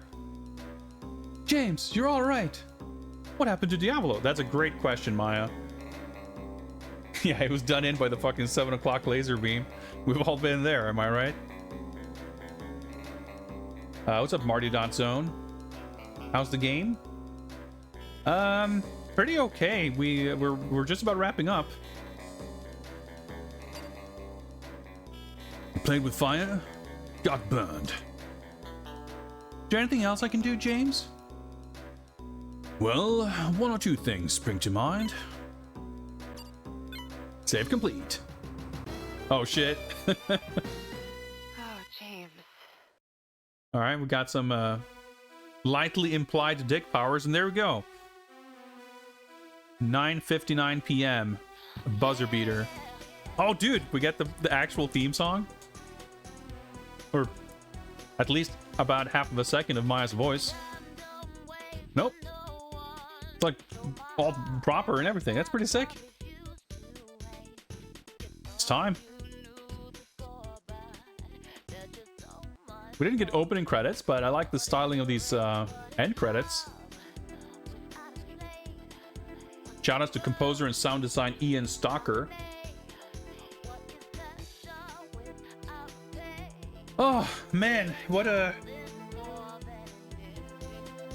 I'm in such like bliss over just going through a Bond game, no friction, just doing cool shit, and just completing it and enjoying it. That's a pretty cool song. I'm looking forward to hearing the proper full quality version in the console game. New best Bond contender? I wouldn't go that far. I mean, if this had been the first...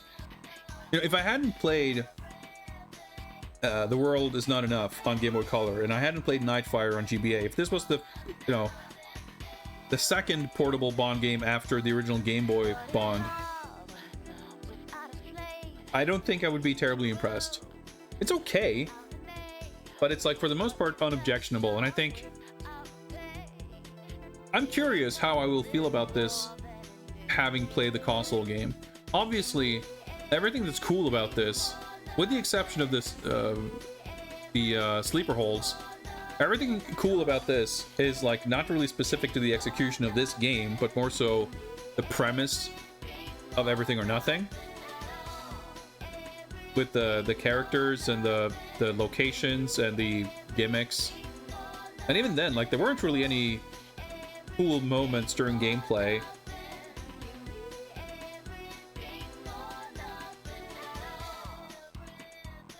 It's a cool ending though. I mean, the actual end, like, there was one freeze frame screenshot of a CG cutscene and then credits, but having the song does a lot for the credits, and these visuals are so cool too. You know, this little Bond silhouette at the end. That's a nice thing, like a nice way to wrap it up.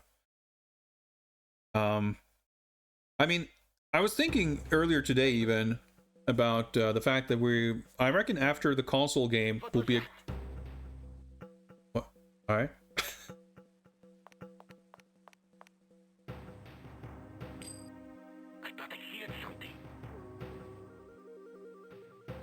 What's going on? We've got an intruder. We're just getting a medley of enemy voice clips. James Bond. He said the thing, which we didn't hear that earlier, did we? They did a little bonus audio drama at the end there by splicing together some sound effects. That was pretty cool. I appreciate that effort for sure. That was cool. But yeah, like, as far as the game, it wasn't terribly remarkable. But what I was gonna say is, I was thinking earlier about, like, as far as doing the tier list, we've been listing games and ranking them kind of loosely based on gut feel.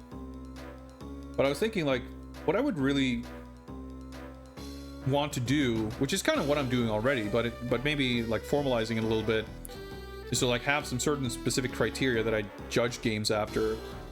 And like I said, I kind of already do, but it's not spelled out exactly. But one thing that I do find very important is like that annoyance factor, the frustration factor of playing a game.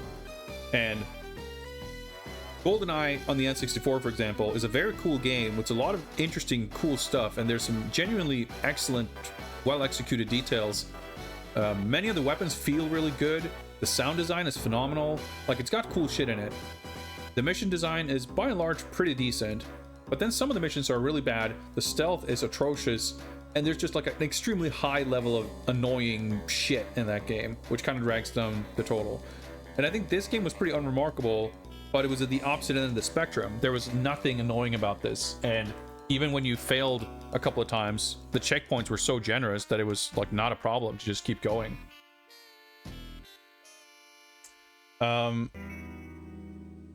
So to answer your question, Marty.Zone, this game is okay.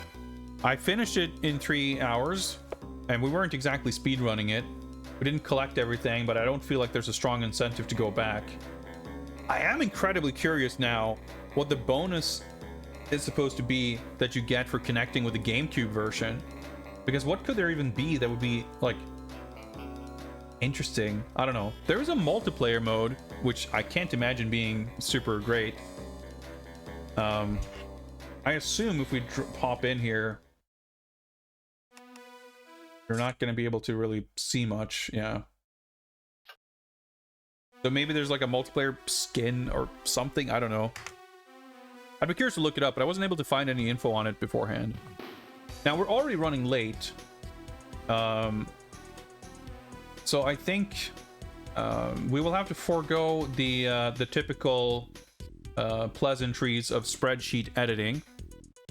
However, we're obviously going to play Everything or Nothing, the console game, and we will make sure to do the proper spreadsheet update after that. And I guess I'll probably do this offline, but we'll be able to compare them as far as the bond quotient goes. I think that'll be interesting, because I reckon there's a lot of details that were omitted in this game that will help fill out those spots for the console game.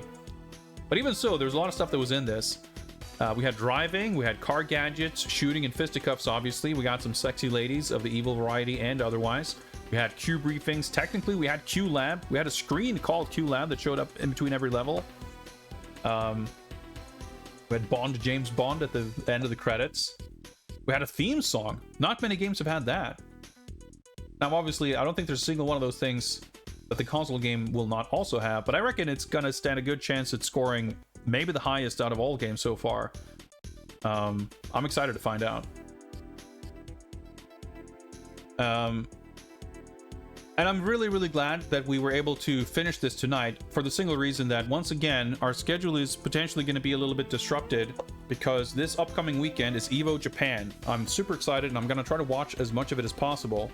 But it's airing from like 2 a.m. to noon or whatever, like at my... or probably 2 a.m. to 3 p.m. or something in my time zone. Saturday, Sunday, Monday. So it's highly likely that if I try to watch all of that Saturday evening, Saturday afternoon, I'm not really going to be... I'm going to be a little too tired to stream. So it's very possible that I'll skip streaming altogether. I had the thought that it would be fun to do a fighting game themed movie night and watch something, but I'm very hesitant to commit to something like that, because I might be sleeping, or it just might not work out. So maybe doing something impromptu like that. I'm also, it's entirely possible that we'll do, if I'm just watching anyway, I might stream on Discord. EVO Japan stream, I don't know. We'll see, but the weekend schedule might be a little disrupted, let's say. What am I most excited for? I mean, Street Fighter 6 is like the current game that I'm actually excited for. I'm interested in seeing Tekken 8 because I haven't really seen much of it. I forget exactly what's there like in the official games, but Guilty Gear and Melty Blood and whatever else, none of that interests me too much. There's KOF, which I will want to see, and yeah, all the news coming out of it and side tournaments and stuff. Like, there's a lot of exciting shit. I guess they're doing Third Strike as well, I think. I'm actually not very well prepped in terms of looking up the schedule and lineup and everything, but I know it's going to be a good time, and I know there's going to be some cool stuff coming out of it. But yeah, it means that both Saturday and Monday stream are very much at the risk of being affected. So I'm glad that we didn't have a bunch of streams in the middle of this game be too disrupted. It makes me feel less guilty about that. We got this over and done with. So be advised that upcoming streams may be affected.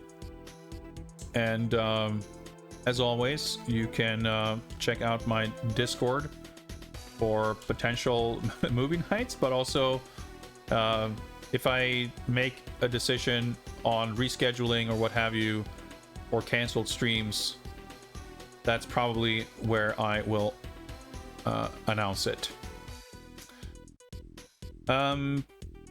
We will be back sooner or later. I don't know, after Evo weekend, I will probably want to do a stream just talking about fighting games and shit. So next stream I do stream during or after is not going to be Bond. I want to kind of get Evo Japan out of the way first. But I am excited to play the console version of Everything or Nothing, so we're probably going to get to it before too long. We had an excellent stream. We got through this entire game. That feels good. We got this out of our way, a nice clean slate, and all I'm doing now is just looking forward to Evo Japan. It's going to be good. Thank you very much for hanging out. Thank you for cheering me on. Thank you for all the support and fun chatter. But that'll be it for tonight. Looks like Moss Bios just went live with Watch Along Wednesday, Cleopatra 2525. I haven't watched that in a very long time, but that seems thematically compatible with this nanobot infested sci-fi tinged episode of James Bond. Thanks again for hanging out. I'll see you guys next, whenever that is. Till then, take care and goodbye.